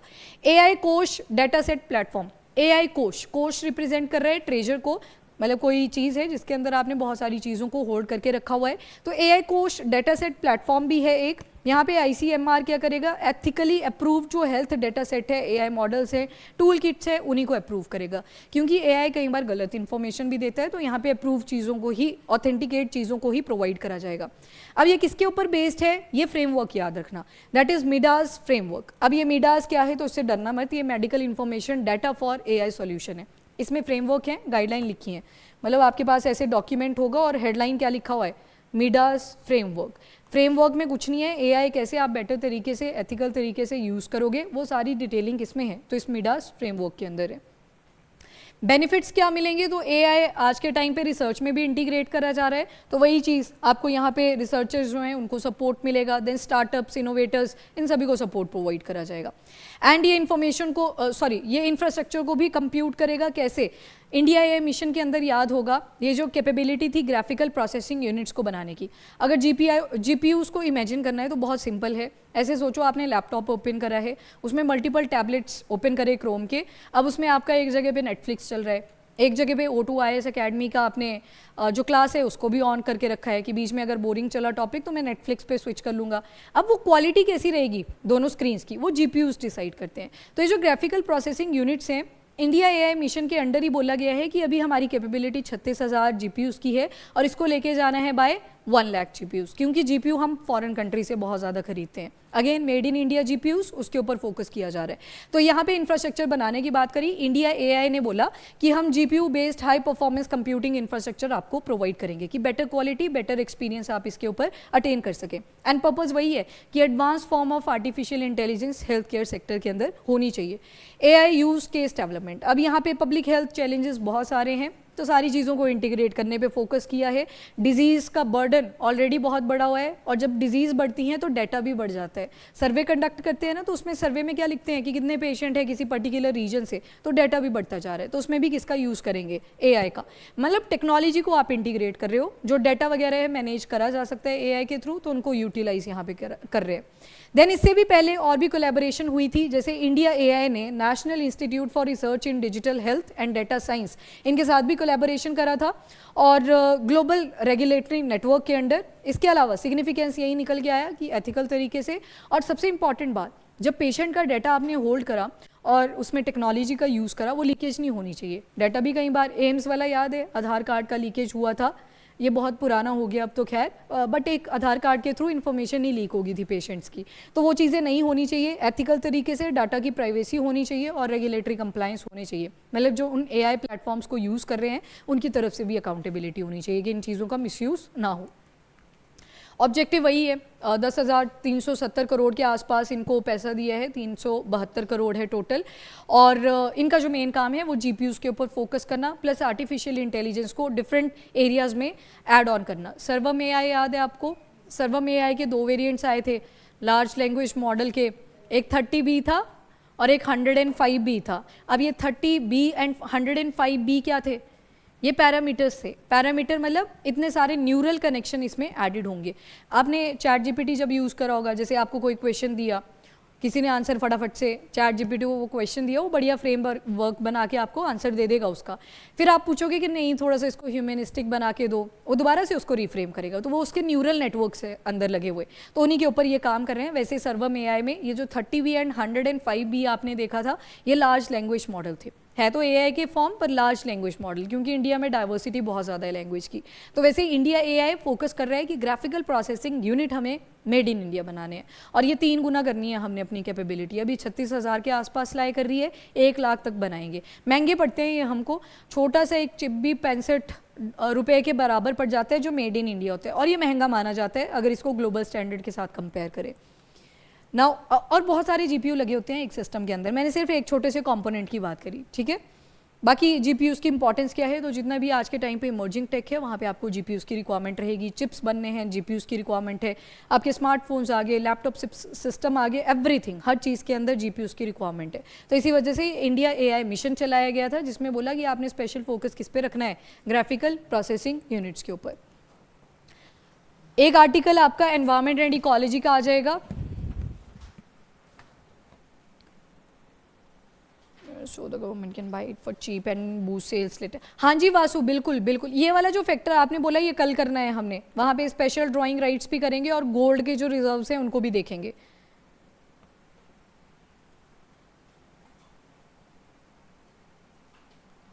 Why focus is on services rather than product based। हाँ आरुष, प्रॉब्लम ये है कि मैन्युफैक्चरिंग हमने पीछे छोड़ दी है, सर्विसेज के ऊपर ज़्यादा फोकस कर रहे हैं, right. I was not able to get an available dataset from any hospital across India for my machine learning project। अच्छा ठीक है, चलो गलगोटियाज वाला तो कुछ और ही इंस्टांस हो गया था। अब गलगोटियाज के अराउंड भी रिवॉल्व नहीं कर सकते ना फॉर एवर, वो चीज़ें छोड़नी पड़ेंगी पीछे। चलो अब आते हैं ओडोनेट स्पीशी को लेके एक डेटा यहाँ पे रिवील करा गया। बोला गया कि अभी के लिए ओडोनेट, स्पेशली पहले ये टर्म ओडोनेटोलॉजी आप पढ़ते हो, जिसमें ड्रैगन फ्लाई और डैमसल फ्लाई की स्टडी रहती है। ड्रैगन फ्लाई और डैमसल फ्लाई दोनों में थोड़ा थोड़ा डिफरेंस है, 4 विंग एंड हाइंड विंग्स का। 4 विंग वो जो फ्रंट वाले आते हैं उनके फेस की साइड, और हाइंड विंग जो पीछे की तरफ रहते हैं। डैमसल फ्लाई के केस में ये बराबर से होते हैं, जबकि ड्रैगन फ्लाई के केस में ये बराबर नहीं होते। हाइंड विंग थोड़ा पतला रहता है, छोटा रहता है। ड्रैगन फ्लाई ज़्यादा एग्रेसिव नेचर की होती है compare to the damselfly. और इनको जब आप देखोगे तो आपको एक डिफरेंस तो पता लग गया, विंग्स में डिफरेंस है, पर वैसे आप इनको डिफरेंशिएट नहीं कर पाते। सबके लिए ड्रैगन फ्लाई होती है, डैमसल फ्लाई वर्ड बहुत कम यूज़ किया जाता है। अब इनकी प्रेजेंस आपको वहाँ पे ज़्यादा मिलेगी जहाँ पे फॉरेस्ट की कंडीशन अच्छी होगी। बायो इंडिकेटर हैं ये, आपको एनवायरनमेंट का पूरा हेल्थ डेटा प्रोवाइड कर देंगे कि आपका जो एनवायरनमेंट है वो कैसा है, ठीक है। तो ये आगे आपके 143 ओडोनेटा स्पीशी वेस्टर्न घाट्स में इनको स्टडी करा गया, और यहाँ पे बोला कि 65% को तो हम हिस्टोरिकली रिकॉर्ड करते आए हैं। अभी कल ही आपने रिवीजन में भी किया था, लाइरियोथेमिस, वो ड्रैगन फ्लाई की एक स्पीशी थी, उसको फ्लेवा के साथ पहले कंफ्यूज कर लेते थे, बाद में पता लगा ये तो स्पीशी अलग है। तो मतलब यहाँ पे वेस्टर्न घाट में आपको ठीक ठाक ड्रैगन फ्लाई की स्पीशी मिलती है। नंबर 1 जो इससे चीज़ इंडिकेट होती है वो ये कि यहाँ पे इकोसिस्टम ठीक है अभी के लिए। केरला वाला पार्ट, देन ऊपर कर्नाटका वाले रीजन में आओगे, वहाँ पे एनवायरनमेंट की कंडीशन ठीक है, इसी वजह से आपको ड्रैगन फ्लाई की प्रेजेंस ठीक ठाक मिलेगी। जैसे आप गंदफंद फेंकना पानी के अंदर शुरू करते हो, प्लास्टिक की डिपोजिशन होनी वहाँ पे शुरू होती है, ये ड्रैगन फ्लाई वहाँ से गायब हो जाती हैं। माइग्रेट ये कर सकती हैं क्योंकि ओशन का जो रास्ता है उसको भी क्रॉस कर लेती हैं, तो माइग्रेशंस इनकी लंबी होती हैं पर उस एरिया को छोड़ देती हैं, तो बायो इंडिकेटर भी हैं। और बोला कि वेस्टर्न घाट में अभी भी 35% बायोडाइवर्सिटी गैप या लॉस देखने को मिल जाता है। इतना लॉस अभी भी है, ये शायद हमने देखी नहीं है या शायद गायब हो चुकी हैं। 35% का गैप आपको डाटा में मिलेगा। अब इन्होंने सर्वे की थोड़ी सी डिटेलिंग दी है जो कि आपके प्री में शायद ना पूछी जाए। ये जो पहली स्टेटमेंट थी ये याद रखनी है प्री के लिए कि 65% पे अभी भी फोकस डाटा है, रिकॉर्डिंग्स कर रहे हैं, पर 35% का या तो गैप है, शायद हमने कभी देखा नहीं, या तो लॉस है। ये चीज़ अभी क्लियर नहीं है, या गायब भी हो चुकी है स्पीशी एनवायरनमेंट में या क्लाइमेट चेंज की वजह से। अब ये सर्वे की डिटेल दी है कि 21 से शुरू करा था, 23 तक हुआ, इंपॉर्टेंट नहीं है। कवर क्या किया तो 5 स्टेट्स के अक्रॉस, मतलब जो वेस्टर्न घाट्स जो स्टेट्स को कवर करता है वहाँ पे 144 साइट्स को स्टडी करा गया और स्पीशीज़ को रिकॉर्ड करा। अब इसमें देखा कि 76 ड्रैगन फ्लाई की स्पीशी और 67 डैमसल फ्लाई की स्पीशी। उल्टा है नंबर, वैसे याद रखें, पैलिंड्रोमिक सीक्वेंस ही बन गया, ये उल्टा है नंबर, तो आप इसको देख सकते हो। एंड एंडेमिक स्पीशी अगर देखोगे तो इनमें से 40 एंडेमिक स्पीशी हैं जो सिर्फ वेस्टर्न घाट्स में ही पाई जाती हैं। महाराष्ट्र का डेटा दिया, केरला का दिया, कर्नाटका का दिया, गोवा का दिया, देन गुजरात का दिया। गुजरात में एक यूनिक चीज़ यहाँ पे आपको दिखाई दे रही है कि यहाँ पे कोई भी एंडेमिक स्पीशी नहीं है। वो जो आसपास की वेस्टर्न घाट्स की स्टेट्स हैं वहीं से ये माइग्रेट करती हैं टुवर्ड गुजरात। बाकी सभी जगह पे आप देख रहे हो कि एंडेमिक स्पीशी हैं। महाराष्ट्र में सॉरी केरला में आपको सबसे ज़्यादा एंडेमिक स्पीशी मिलेगी। तो यहाँ पे जो पॉइंट नोट करने वाला है वो यही, वेस्टर्न घाट में केरला वाला जो पार्ट है वहाँ पे सबसे ज़्यादा एंडेमिक स्पीशी मिलेंगी। मतलब जो ड्रैगन फ्लाई या डेमसल फ्लाई आपको केरला में मिलती हैं वो उसी रीजन के आसपास रहती हैं, आगे पीछे वो किसी एरिया में माइग्रेट करना प्रेफर नहीं करती। जबकि गुजरात वाले केस में देखो तो यहाँ पे कोई भी एंडेमिक स्पीशी नहीं है। प्री में आ जाती हैं ऐसी स्टेटमेंट्स, तो आपने इसको थोड़ा सा ध्यान रखना है। पैटर्न याद होना चाहिए, नंबर अगर पूछ लिया तो वो छोड़ने वाला ही है, या तो तुक्का लगाना है तो तुक्का लगा दो या फिर छोड़ना प्रेफर कर सकते हो। इसके बाद कंजर्वेशन स्टेटस, 100 स्पीशी ऐसी देखी गई जो कि लीस्ट कंसर्न है, मतलब नंबर ठीक ठाक है तो उतने कंसर्न की बात अभी नहीं है। 22 स्पीशी ऐसी देखी गई, इनका नंबर ही बहुत ज़्यादा है।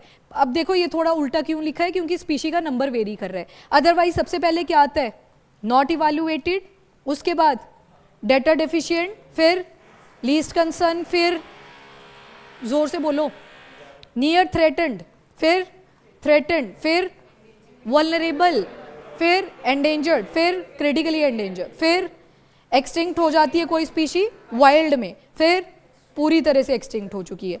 यहाँ पे जो लिखा है पहले लीस्ट कंसर्न लिखा, फिर डेटा डेफिशिएंट लिखा, देन नॉट इवैल्यूएटेड लिखा। ये नंबर के हिसाब से है कि ज़्यादा स्पीशी आपको इस वाली कैटेगरी में मिलेंगी लीस्ट कंसर्न, तो 22 का स्पीशी आपको डेटा डेफिशिएंट वाली कैटेगरी में मिलेंगी, 16 का स्पीशी नॉट इवैल्यूएटेड वाली कैटेगरी में मिलेंगी, वल्नरेबल स्पीशी इनका स्पेशली नाम यहाँ पे मेंशन करा है। अब ये सारे साइंटिफिक नेम वैसे भी याद नहीं होंगे, पर यहाँ पे थोड़ा सा अगर तुक्का आपको लगाना हो तो ये जो पी वाली टर्म्स हैं ये डेमसल फ्लाई के साथ जुड़ी हुई हैं। मतलब ये जो साइंटिफिक नेम्स हैं पी वाले, ये जीनस को रिप्रेजेंट कर रहा है आपका, जैसे फाइलोन्यूरा है या प्रोटोस्टिक्टा है, ये दोनों ही आपके किसके जीनस हैं, डेमसल फ्लाई के।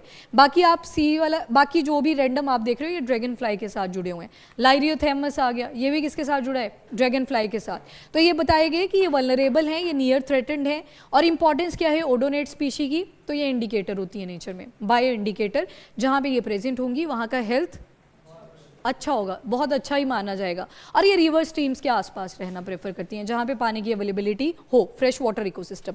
अब थ्रेट क्या हो रहा है आज के टाइम पे इन ड्रैगन फ्लाई या डेमसल फ्लाई को, जैसे कि हर फ्लोरा एंड फौना को आप देखते हो। नंबर 1 इंफ्रास्ट्रक्चर प्रोजेक्ट बहुत सारे चल रहे हैं, हाइड्रो पावर प्रोजेक्ट, इसकी वजह से वाटर एकमुलेट होता है, तो ऑब्वियस सी बात है सिल्ट सेडिमेंट ये सारा जब डिपॉजिट करते हैं तो वैसा फ्रेश वाटर नहीं बचता जैसे पहले एग्जिस्ट कर रहा था। इसके बाद pollution one of the reason, land use change हो चुका है, आजकल ज़मीन के मल्टीपल पर्पस हो गया, इंफ्रास्ट्रक्चर प्रोजेक्ट वहाँ पे चल रहे हैं। अनरेगुलेटेड टूरिज्म एक number 1 problem, and then forest fires, climate change की वजह से ड्राइनेस बढ़ी है, और कुछ केमिकल्स पेड़ों के अंदर भी ऐसे होते हैं जो कहीं ना कहीं फायर को इंड्यूस करते हैं। क्लाइमेट चेंज सबसे इंपॉर्टेंट रीज़न, क्लाइमेट चेंज आ जाता है। और इसके अलावा बड़े सारे रिकॉर्ड्स यहाँ पे फाइंड आउट करे गए, नए स्पीशी रिकॉर्ड हुए, जैसे कि लाइरियोथेमिस आपने पढ़ लिया था, सबसे रीसेंट वाला जो ड्रैगन फ्लाई का आपने देखा था वो लाइरियोथेमिस जीनस का ही था। इसके अलावा हाई डाइवर्सिटी है, हाई एंडेम, कहाँ पे देखा सबसे ज़्यादा endemism, Kerala, least Gujarat, zero ही था, वहाँ पे कोई भी एंडेमिक नहीं थी, रिपीटेड ही स्पीशी आपको गुजरात में भी देखने को मिली। चलिए जी, एक ड्रग के बारे में पढ़ना है अब।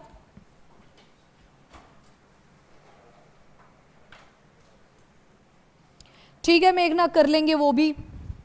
अभी एक कैट की स्पीशी भी बची है, ये जो स्पीशी वाला होता है ना एक साथ ही करवा देती हूँ मैं, ताकि हाँ वो बिल्ली वाला आती रहती है, ऐसे पालास कैट आ गई कभी न्यूज़ में, फिशिंग कैट आ गई, और वुली स्क्वायरल आ गई कभी न्यूज़ में, आती रहती हैं ऐसी। ठीक है, तो ये स्पीशी वाला आर्टिकल जो होता है ये इकट्ठे उठा लिया, जैसे GI टैग का हमने इकट्ठे कर लिया था, तो इनको होने दो इकट्ठे, कोई बात नहीं, छोड़ दो उनको, अभी याद मत करना, याद वैसे भी नहीं रहती हैं ये, भूल जाते हो आपकी आँख इसका IUCN स्टेटस। अच्छा वो नियर थ्रेटन थी, चलो ठीक है। अच्छा अब आते हैं पैनक्रियाटिक कैंसर की तरफ। एक नई ड्रग है, आपको सिर्फ ड्रग का नाम याद करना है, वो है डैराज़ोनरेसिब। अब ये जो पैनक्रियाटिक कैंसर है अभी के लिए माना जाता था कि ये अनड्रगेबल है। अनड्रगेबल का मतलब है कि दवाइयाँ तो बनाई गई हैं पर पूरी श्योरिटी नहीं है कि ये इसको क्योर कर देगा या नहीं कर देगा। क्योर का मतलब है कि दोबारा से कैंसर रिवाइव ना करे, दोबारा नहीं होना चाहिए। पर अभी तक जो सोटोरेजिब वगैरह मेडिसिन इसकी अवेलेबल थी उससे दोबारा पैनक्रियाटिक कैंसर हो जाता था। और ये वही पैनक्रियाज है जहाँ पे अल्फा बीटा सेल्स आपको दिखेंगे और बीटा सेल बनाएंगे इंसुलिन हार्मोन को, और जो अल्फा होता है वो ग्लूकागन हार्मोन बनाता है यहाँ पे। अब ये जो पैनक्रियाज का कैंसर होता है, कैंसर की स्टेटमेंट वही रहेगी कि अनकंट्रोलेबल तरीके से जो सेल है वो डिवाइड करेगा और फिर रुकेगा ही नहीं। तो हो सकता है ट्यूमर बन जाए और हो सकता है बाद में मेटास्टेटिक स्टेज आए, यानी कि बाकी के ऑर्गन्स को भी ये इन्फेक्ट करना शुरू कर दे, मतलब जो कैंसर है वो स्प्रेड कर रहा है। अब ये पैनक्रियाटिक कैंसर की जो ड्रग है, स्पेशली पंजाब वाले स्टूडेंट्स इसको लर्न कर लें, क्योंकि आपसे एंटी माइक्रोबियल रेजिस्टेंस की जो ड्रग थी वो भी पूछी गई थी। वैसे वो करवाया था आर्टिकल पर कहीं भूल गए थे, इजी था नाम उसका, माइसिन आपको पता है एंटीबायोटिक के साथ डील करता है, नेथ्रो वाज द कीवर्ड जो एंटी माइक्रोबियल रेजिस्टेंस का था। एनीवेज ये पैनक्रियाटिक कैंसर की ड्रग है, नाम है इसका डायराज़ोनरेसिब, आइडिया लगा लेना एटलीस्ट, पीडी से याद रख लो चाहे से, पैनक्रियाज और डायराज़ोनरेसिब। अब यहाँ पे हुआ क्या, 1988 में एक लैंडमार्क डिस्कवरी होती है, एक पैनक्रियाटिक कैंसर्स के ऊपर ये स्टडी करते हैं और इसमें इनको पता लगा कि जो 95% केसेस होते हैं ना पैनक्रियाटिक कैंसर के, वो क्रास जीन की वजह से होते हैं। क्रास की फुल फॉर्म याद रखना बिल्कुल भी ज़रूरी नहीं है, बहुत सारे जीन्स आते रहते हैं न्यूज़ में, सारे याद आपको वैसे भी नहीं रहेंगे, पर क्रास कीवर्ड है, या रास याद रख लो उतना भी चल जाएगा। वैसे ये कार्स्टिन रैट सार्कोमा वायरल ऑन्कोजीन होता है, पर यहाँ से हमें सिर्फ एक ही चीज़ निकालनी थी, वो थी ऑन्कोजीन। जैसे कैंसर के जो स्पेशलिस्ट होते हैं उनको बोलते हैं oncologist, oncology study of cancer, तो ये ऑन्कोजीन है, मतलब कहीं ना कहीं ये क्या कॉज कर सकता है, कैंसर कॉज कर सकता है, उसका पोटेंशियल होल्ड करता है। अब एक डिस्कवरी ये करी गई कि लगभग जितने भी पैनक्रियाटिक कैंसर के 95% केसेस आते हैं वो इसी क्रास जीन की वजह से होते हैं।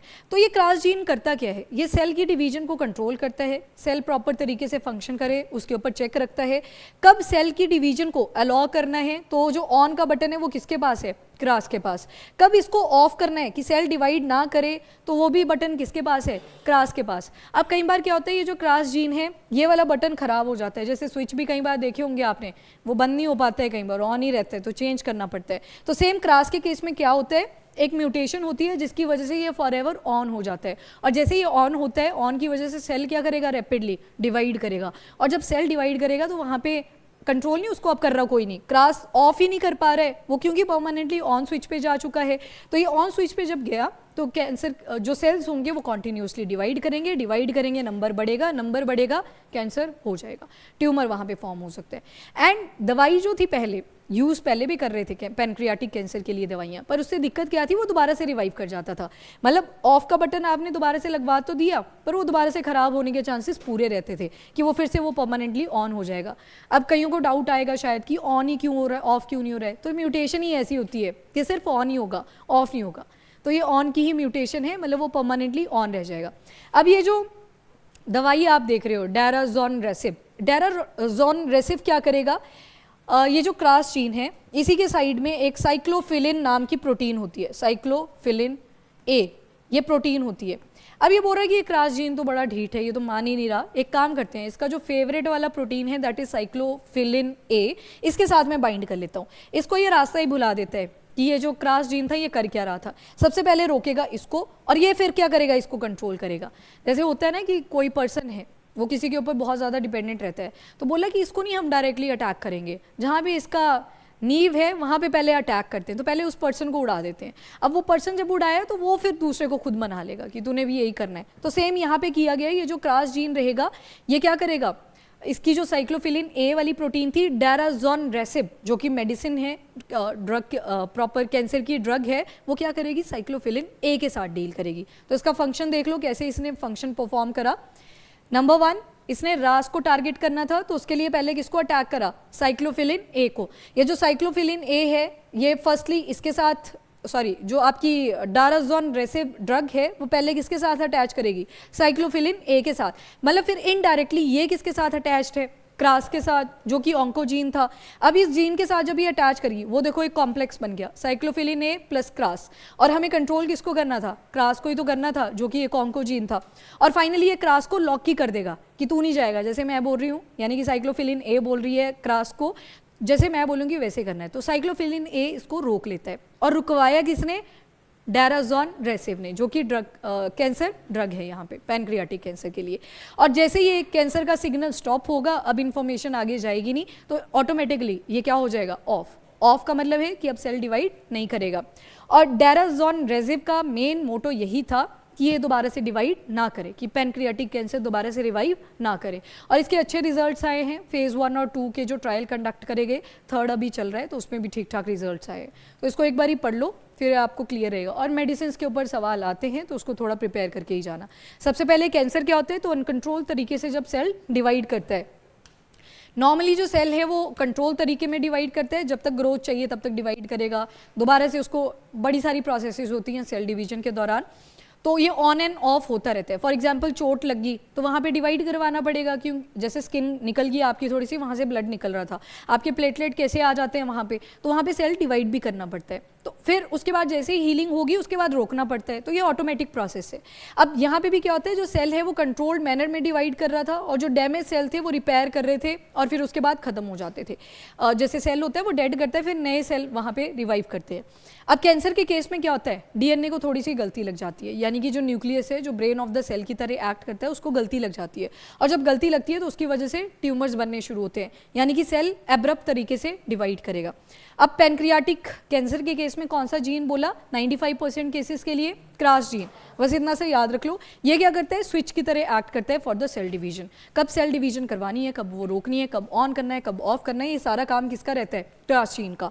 अब क्रास प्रोटीन के पास ऑफ एंड ऑन ये दोनों फोकस है, मतलब एक को रोकना और उसको प्रमोट करवाना।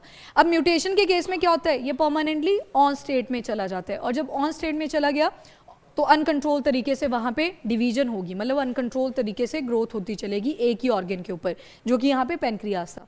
और ये क्रास जीन ना सिर्फ पैनक्रियाटिक कैंसर के साथ जुड़ा है, ये लंग्स कैंसर, कोलोरेक्टल, कोलोन और जो रेक्टम वाला पार्ट रहता है आपके लार्ज इंटेस्टाइन जब आप पढ़ते हैं उसके पार्ट्स आ जाते हैं ये, तो उसके कैंसर के साथ भी कनेक्टेड है। इसके बाद जो पैनक्रियाटिक कैंसर है ये डेंजरस क्यों है, अब एक तो आपको पता है सारा खेल ही ग्लूकोज का है, बॉडी के अंदर खाने का ही है ना, चीनी बढ़नी नहीं चाहिए आपकी बॉडी के अंदर, तो उसी को कैंसर हो गया तो सोचो कितनी सारी बॉडी के अंदर डिफॉर्मिटीज आ सकती हैं। तो सबसे पहले पैनक्रियाज की एक जो सबसे बड़ी दिक्कत आती है वो है इसकी डायग्नोसिस, हम आइडेंटिफाई नहीं कर पाते हैं कि ये पैनक्रियाज का कैंसर भी हो सकता है। फॉर एग्जांपल पेट के आसपास दर्द आती है तो सबसे पहला रीज़न क्या बताते हैं कि क्या हो सकता है, सबसे कॉमन गैस, कि गैस्ट्रिक हो रखी होगी, वही दवाई खा लो और छोड़ो, फिर वो शायद टेम्परेरी कहीं ना कहीं आपको रिलीफ भी दे देता है। उसके बाद थोड़ा सा और ज़्यादा जब ये रहता है तो आप हार्ट बर्न के पास पहुंचते हो कि शायद वो जो एसिड है वो रिफ्लक्स मार रहा है, ये हो सकता है, उसके लिए आप एंटीबायोटिक लेना शुरू करते हो, पैनक्रियाज तक बंदा पहुँच ही नहीं पाता है, तो इस वजह से ये अनडायग्नोस्ड रह जाता है। Number 1 reason. सिम्टम इसके बड़े वेग हैं, जैसे कि मैंने बोला कि नंबर 1 कॉमन रीज़न गैस, कि पेट के आसपास दर्द हो रही है तो शायद गैस बन रखी है, और गैस की एक ही कहावत है कि सब जगह पे घूमती है, कभी बाजू की तरफ आ जाती है, कभी पेट के राइट साइड, कभी लेफ्ट, कभी बैक साइड में जाती है, तो ये जो सिम्टम्स आते हैं ना पैनक्रियाज के, ये भी वेग रह जाते हैं। इसके अलावा सर्जिकल ऑप्शन सबसे लिमिटेड, ये बिल्कुल last of the last option consider करी जाती है। ऑर्गन बैठा ही ऐसी जगह पे हुआ है, यहाँ से स्टमक वाला पार्ट आएगा, ये आ गया, यहाँ से लीवर लगा हुआ है, यहाँ लीवर की पाइप आएगी, यहाँ पे पैनक्रियाज की आएगी और ये स्टमक के साथ भी जुड़ा हुआ है, सर्जरी बहुत ज़्यादा टफ है। अब वहीं पे यहाँ पे एक गॉल ब्लैडर लगा होता है, वो सिर्फ लीवर के साथ अटैच था तो उतनी ज़्यादा प्रॉब्लम नहीं होती, पित्त की थैली सुना होगा आपने निकाल दी, फिर बाद में यही बोला जाता है कि फ़ैट थोड़ा कम कंज्यूम करना, क्योंकि उसमें बाइल था, बाइल क्या कर रहा था, फैट की इमल्सिफिकेशन में हेल्प करता है, फैट को तोड़ने में हेल्प करता है। चलो एनीवेज वो अलग स्टोरी है। तो इसमें सर्जिकल ऑप्शन भी लिमिटेड रहते हैं और रेकरेंस रेट हाई है, दोबारा से अगर ठीक करवा भी लिया फिर से रिवाइव करने के चांसेस पैनक्रियाटिक कैंसर के रहते हैं। एंड देन आता है कीमोथेरेपी, कीमोथेरेपी भी बहुत कम है, कम पॉसिबिलिटीज़ हैं, और कीमोथेरेपी के साइड इफ़ेक्ट्स भी बहुत ज़्यादा आते हैं। कैंसर शायद ठीक हो जाता है पर पूरी बॉडी इम्पैक्ट कर जाती है, तभी तो आजकल थेरेपीज़ के ऊपर ज़्यादा फोकस किया जा रहा है। इसके अलावा चैलेंजेस क्या है कि क्रास जीन अभी तक बोला जाता था अनड्रगेबल, मतलब ये दोबारा रिवाइव तो करना ही है, दोबारा से ये ऑन स्टेट में जाएगा ही, तो अनड्रगेबल इसको बोल देते थे। रीज़न क्या है कि इसका जो प्रोटीन का सरफेस है ये बहुत ज़्यादा स्मूथ है, और आपने एक लॉक एंड की हाइपोथेसिस अगर पढ़ी हो, जो लॉक है उसको खोलने के लिए चाबी चाहिए होती है, तो वो सीधा तो है नहीं, ऑब्वियस ही बात है, आपको की लग रही है उसको ओपन करने के लिए, पर ये जो क्रास जीन का स्ट्रक्चर होता है ये बिल्कुल ही सीधा होता है, और जब सीधा होता है तो ड्रग को बैठने के लिए जगह नहीं वहाँ पे मिलती, पर वो जगह किसके पास थी, साइक्लोफिलिन ए के पास। साइक्लोफिलिन ए को तभी टारगेट करा गया कि वो फिर इसको लॉक कर लेगी फर्दर, वो उसको ओवरलैप कर लेगी, तो इसके केस में स्मूथ था और इसकी वजह से ड्रग इसके ऊपर बाइंड ही नहीं कर पाती है, और जब बाइंड नहीं होती है तो उसकी वजह से क्या हुआ, ड्रग का कोई इंपैक्ट ही नहीं पड़ा क्रास जीन के ऊपर। अब जो नई ब्रेक थ्रू निकल के आई ड्रग कौन सी, डाराजोनरेसिब, इसने ये कोड लिखा हुआ है, इसको आप इग्नोर कर सकते हो। Revolution medicine US based company आ गई, इन्होंने इसको बनाया, जून 2024 में रिपोर्टिंग कर दी थी, पर अब इसके ट्रायल वगैरह कंप्लीट हो रहे हैं तो इस वजह से ये ज़्यादा लाइमलाइट में आई। तो इन्होंने बताया ये काम कैसे करेगी। तो जो ड्रग है ये क्रास जीन को ही अटैक करेगी, उसकी हार्मफुल ऑन स्टेट को ही अटैक करेगी, पर आपने देखा कि क्रास जीन के ऊपर ड्रग डायरेक्टली इंपैक्ट नहीं कर सकती। क्यों? क्योंकि उसका सरफेस ही कैसा था, स्मूथ। तो इस वजह से दूसरा आता है साइक्लोफिलिन ए प्रोटीन। बोला कि साइड में एक और प्रोटीन है जिसका नाम है साइक्लोफिलिन ए। तो हम क्या करेंगे, क्रास को खुद नहीं पकड़ेंगे जाके, हम घेरा बनाएंगे। घेरा किसके थ्रू बनवाएंगे, साइक्लोफिलिन ए के थ्रू। फिर ये क्या करेगी, क्रास जीन को लॉक कर देगी, क्योंकि क्रास इसकी सुनता था और हमने ब्लैकमेल ही किसको कर लिया, साइक्लोफिलिन ए को, तो वो क्या करेगी, उसको फर्दर लॉक कर देगी। अब जब लॉक करा तो इन दोनों का ऐसे कॉम्प्लेक्स बन जाएगा, ये दोनों चिपके रहेंगे एक साथ, और जो ड्रग है वो साइक्लोफिलिन ए को पहले तोड़ेगी और फिर क्रास जीन खुद ही टूट जाएगा, और वो जो ऑन और परमानेंटली ऑन स्टेट में गया था वो रिवर्स कर जाएगा, मतलब ऑन एंड ऑफ आपको नॉर्मली फंक्शन करना पड़ेगा। एंड यहाँ पे जो बेनिफिट निकल के आया डाराजोनरेसिब का, वो ये कि इसका स्मूथ सरफेस था और ये रिकरेंस के केसेस ज़्यादा रहते थे पैनक्रियाटिक कैंसर के, वो नहीं होगा, मतलब दोबारा से जो चांसेस हैं वो रिड्यूस कर चुके हैं। तो ये इसी वजह से ये सक्सेसफुल मानी गई है ड्रग, दैट इज डाराजोनरेसिब। और दोबारा से जो क्रास जीन है वो लॉक हो चुका है, अब ये ग्रो एंड डिवाइड के सिग्नल नहीं दे पाएगा, तो बॉडी तो वैसे फंक्शन करेगी जैसे आप मेडिकेशन वहाँ पे चला दोगे। इसके बाद बाकी इंपॉर्टेंस आपको पता लगी, पहले भी ड्रग्स थी, सोटोरेजिब थी, देन एडिग्रेजिब थी, पर इसकी वजह से पैनक्रियाटिक कैंसर फिर से रिवाइव कर जाता था, तो ये इसकी दिक्कतें थी। बाकी सिग्निफिकेंस आपको पता लग गया, एक ही ड्रग, अब जब एक ही जीन रिस्पॉन्सिबल है मल्टीपल टाइप ऑफ कैंसर के लिए, लंग में वो कॉज कर रहा है, कोलोरेक्टल में कॉज कर रहा है, तो एक ही ड्रग उन मल्टीपल कैंसर्स के लिए यूज़ करी जा सकती है, तो वाइडर स्कोप है इस मेडिसिन का। बाकी फेज़ 1 फेज़ 2 मल्टीपल कैंसर्स के लिए यूज़ करे गए, सक्सेसफुल ट्रायल्स रहे। थर्ड फेज़ अभी American association for cancer research annual meet में कंडक्ट करे जा रहे हैं पेशेंट्स के ऊपर, तो ये इफेक्टिवनेस देखी गई है। ट्यूमर साइज रिड्यूस हुआ है 51% पेशेंट्स के केस में, एंड 97% केसेस में कंट्रोल करा गया कैंसर को, तो जो कि सबसे बड़ा ब्रेक थ्रू माना गया। बाकी इंपॉर्टेंस आई थिंक अब आपको क्लियर है, इफेक्टिव है। बाकी साइड इफेक्ट जैसे कि हर मेडिकेशन के होते हैं, इसमें भी स्किन रैशेज हो सकते हैं, डायरिया की प्रॉब्लम आ सकती है, नोजिया, फेल टू वॉमिट और फटीग, बॉडी टायर्ड रहेगी, माउथ में सोर्स वगैरह जो जिनको आप छाले भी बोलते हो वैसे बन सकते हैं। ये कुछ साइड इफेक्ट हैं जो डाराजोनरेसिब के आ सकते हैं, बाकी लाइफ थ्रेटनिंग साइड इफेक्ट नहीं देखे गए इसमें। चलिए जी, गेम चेंजर माना गया है। बाकी यूएस के जो फूड एंड ड्रग एडमिनिस्ट्रेशन है, इन्होंने नेशनल प्रायोरिटी वाउचर का स्टेटस इस मेडिकेशन को दिया है। इसका मतलब होता है 1 साल के लिए रिव्यू पीरियड का आपने वेट नहीं करना, 1 से 2 महीने, मतलब फटाफट से इसके ऊपर काम करिए। तो एफडीए का भी अप्रूवल है। अब बाकी अगर बोलें कि पूरा क्योर है, तो पूरा क्योर वो एग्जिस्ट नहीं करता, चांसेस फिर भी रहेंगे कि एक आधा केस आपको देखने को मिले कि रिवाइव करा, क्योंकि वहाँ 97% पेशेंट मेंशन करे थे, 3% अभी भी डिस्क्रिपेंसी के चांसेस हैं। अब ये आर्टिकल बड़ा है और टाइम हो चुका है, फटाफट से। एफडीए ने इसको नेशनल प्रायोरिटी वाउचर का स्टेटस दिया है। प्रायोरिटी वाउचर का मतलब होता है 1 साल के लिए रिव्यू पीरियड का आप वेट नहीं करोगे, 1 से 2 महीने का रिव्यू पीरियड रहेगा कि फटाफट से अपडेट लो कि कहाँ पे काम पहुँचा हुआ है। नाउ क्वेश्चन कर लेते हैं पहले, ये किंडेक्स के बारे में कल पढ़ेंगे, किंडल नहीं है, किंडेक्स है। किंडल क्या है? ठीक है, चलो। First question, with reference to international big cat alliance consider the following statement. पहला बोल रहा है ये लॉन्च करा गया था 2023 में और 7 बिग कैट्स को यहाँ पे प्रोटेक्ट करना था। अच्छा आरुष, आपने एक स्टेटमेंट भी बोली थी, वो यहाँ पे मैंने ऐड करी है आज, तो उसको ध्यान से देख लेना। इसके हेडक्वार्टर है मैसूरू में, कर्नाटका, और जब 50th एनिवर्सरी प्रोजेक्ट टाइगर की सेलिब्रेट करी गई थी, दिल्ली डिक्लेरेशन बोला गया है जून 2026 में, वो जो 1 to 3 जून का मेंशन करा था, और ये ग्लोबल फ्रेमवर्क रहेगा जो स्पेशली डील करेगा बिग कैट कंजर्वेशन की ऊपर। एंड जो मेंबरशिप है वो सिर्फ रिस्ट्रिक्टेड है रेंज कंट्रीज को लेके, और at least 1 of the 7 big cat species naturally find out होनी चाहिए। पहला बताओ, पहला तो ठीक है, दूसरा बताओ, ये गलत है, न्यू दिल्ली में इसके हेडक्वार्टर। एंड तीसरा ठीक है, ये बिग कैट।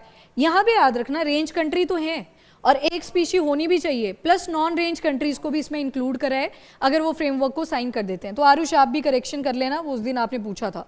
तो इसमें range and non range country दोनों इंक्लूडेड हैं, तो रिस्ट्रिक्टेड वर्ड यहाँ पे मेंशन करा, तो नॉन रेंज भी लिखा होना चाहिए था, क्योंकि पैसा तो आएगा फिर उन कंट्री से भी, अगर वो भी पार्टिसिपेट करते हैं तो नॉन रेंज कंट्रीज भी इंक्लूडेड है।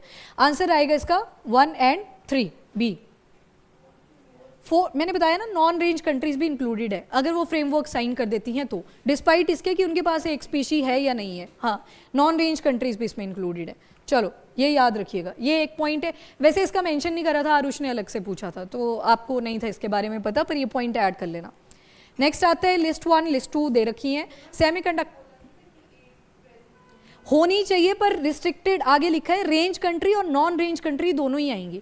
नॉन रेंज तो इंडिकेट कर रहे हैं जहां पे ये स्पीशी एब्सेंट है, पर अगर वो साइन करते हैं तो वो भी आ सकते हैं, ठीक है, ये नॉन रेंज कंट्रीज भी हैं। चलो यहाँ पे semiconductor mission, Tata electronics fab, ये कहाँ पे लोकेटेड है?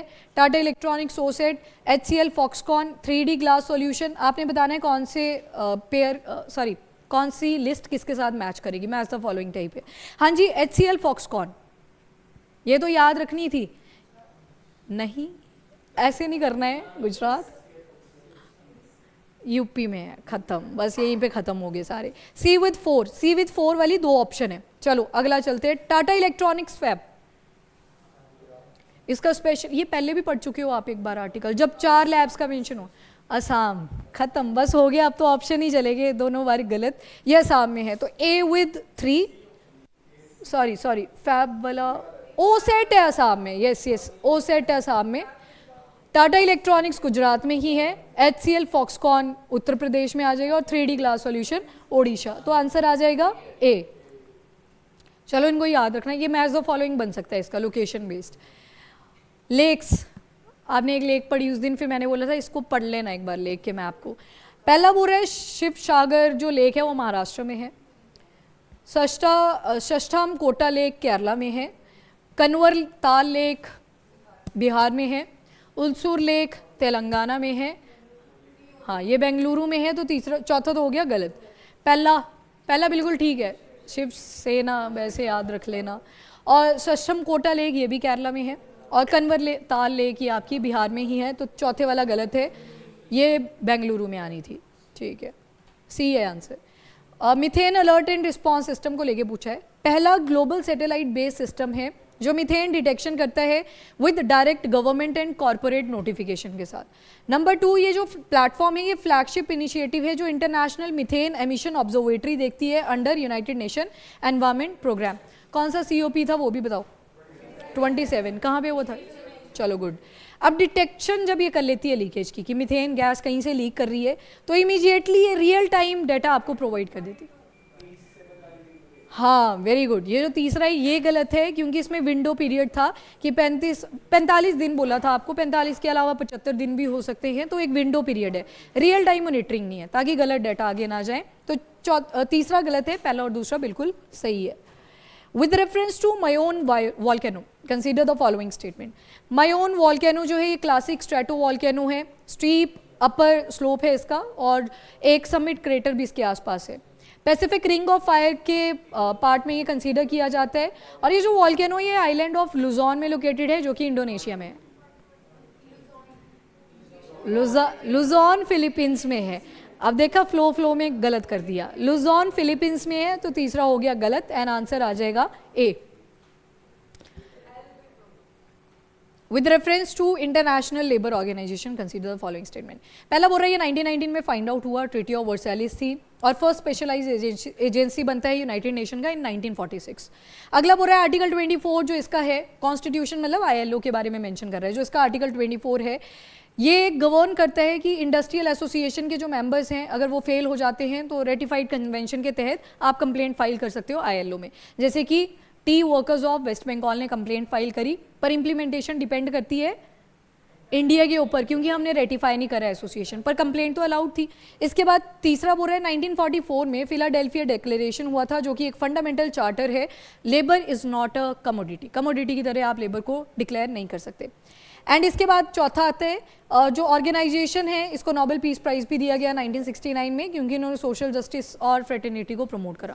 ये वाला आपने पढ़ा नहीं था पर ये फैक्चुअल इन्फो है, इसको एज इट इज़ याद कर लेना। फिलाडेल्फी ये वाली सिटी US में है, उसका मेंशन कर रहा है, ये कॉरिडोर नहीं है वहाँ, तो आपको पता ही है वहाँ क्या ही डिक्लेरेशन होगी, इसराइल और जो सिनाई पेनिनसुला के बीच में, सॉरी गाज़ा और सिनाई पेनिनसुला के बीच में आपने देखा था, वो वाला नहीं है ये फिलाडेल्फी सिटी जो यूएस में है उसके बारे में बात कर रहा है। यहाँ पे बोला था कि लेबर जो है वो कमोडिटी नहीं है, इज़ नॉट, तो ये डिक्लेरेशन थी, याद रखना, सारे ठीक है। Value of special drawing right, ये पहले आ गया क्वेश्चन, खैर हमने कल करना था। SDRs के बारे में ये पूछ रहा है, थोड़ा सा भी अगर आपको आइडिया तो आप एलिमिनेट कर सकते हो ऑप्शन। SDR में देखो करेंसी तो आती नहीं है, पर करेंसी का एकमुलेशन आता है, डॉलर आता है, जापानीज येन आएगा, यूरो आ जाएगा, रेमिनबी ये भी आती है, चाइनीज़ रेमिनबी भी आती है, क्योंकि ये करेंसी का एकमुलेशन होता है पर करेंसी नहीं होती है। तो SDR में याद रखना गोल्ड नहीं आएगा यहाँ पे, तो आंसर आ जाएगा बी। प्रोजेक्ट फ्रीडम, हाँ जी, कौन सा ठीक से डिफाइन कर रहा है? ट्रंप वाला, सारे ट्रंप हैं, ट्रंक ही हैं सब जगह, जल्दी से बोलो। ए सीधा ही दिख रहा है ये, पर फिर भी आपने आगे हमेशा स्टेटमेंट पढ़नी है। वैसे ये स्ट्रेट ऑफ हॉर्मुज में जो कमर्शियल शिपिंग ब्लॉक हो रखी है उनको ओपन करने की बात यूएस ने बोली थी। Okay, which of the following member of OPEC plus, ये एलिमिनेट करना आना चाहिए, सॉल्व हो जाएगा। एक ऑप्शन यहाँ से सीधा एलिमिनेट करो फटाफट से, यूएस आएगा। ओपेक प्लस कहाँ पढ़ा था? आगे पीछे जो ऑयल वाले थे उन्हीं के बारे में पढ़ा था, तो यूएस एलिमिनेट करोगे तो बी एंड सी तो गया, ए भी गया, तो आपके पास बचा ही एक था, डी। तो याद रखना इसमें डी है आंसर, 1, 3 एंड 5। ब्राज़ील भी नहीं है, ब्राज़ील कहाँ से आ गया? वेनेजुएला लिखा होता फिर आप सोचते, क्योंकि वहाँ पे ऑयल के रिजर्व्स भी हैं, ये तो ब्राज़ील तो बिल्कुल ही साइड लाइन चला गया, डी आंसर है। With reference to African lion exercise, ये अफ्रीकन लाइन एक्सरसाइज याद रखना है, ये अभी कंडक्ट करी, पर पूरी इन्फॉर्मेशन आपको इसी क्वेश्चन में मिल जाएगी। पहला स्टेटमेंट बोल रहा है ये यूएस अफ्रीका कमांड कंडक्ट करता है एनुअली, और ये ज्वाइंट मिलिट्री एक्सरसाइज रहती है। 2026 का वेन्यू था इजिप्ट में, और याद रखना इसमें हुआ क्या है, यूएस के जो मिलिट्री फोर्सेस हैं उन्होंने पार्टिसिपेट करा था, 4 गायब है, तो इस वजह से ये न्यूज़ में ज़्यादा आई। और इंडिया का स्टेटस ऑब्जर्वर का है, हम अपनी मिलिट्री फोर्सेस को भेजते नहीं है, पर हाँ देखते ज़रूर हैं कि क्या क्या एक्टिविटीज़ कर रहे हैं। तो इसका जो वेन्यू है वो मोरक्को में है, और पहला स्टेटमेंट यहाँ पे ठीक है, तो मोरक्को इज़ द वेन्यू। और इसके अलावा ट्यूनीशिया, घाना, सेनेगल, मोरक्को, जो नदरन अफ्रीका की कंट्रीज़ हैं वो इसमें पार्टिसिपेट करती हैं अलॉन्ग विद यूएस। इंडिया याद रखिएगा ऑब्जर्वर है, वो पार्टिसिपेशन में नहीं इन्वॉल्व।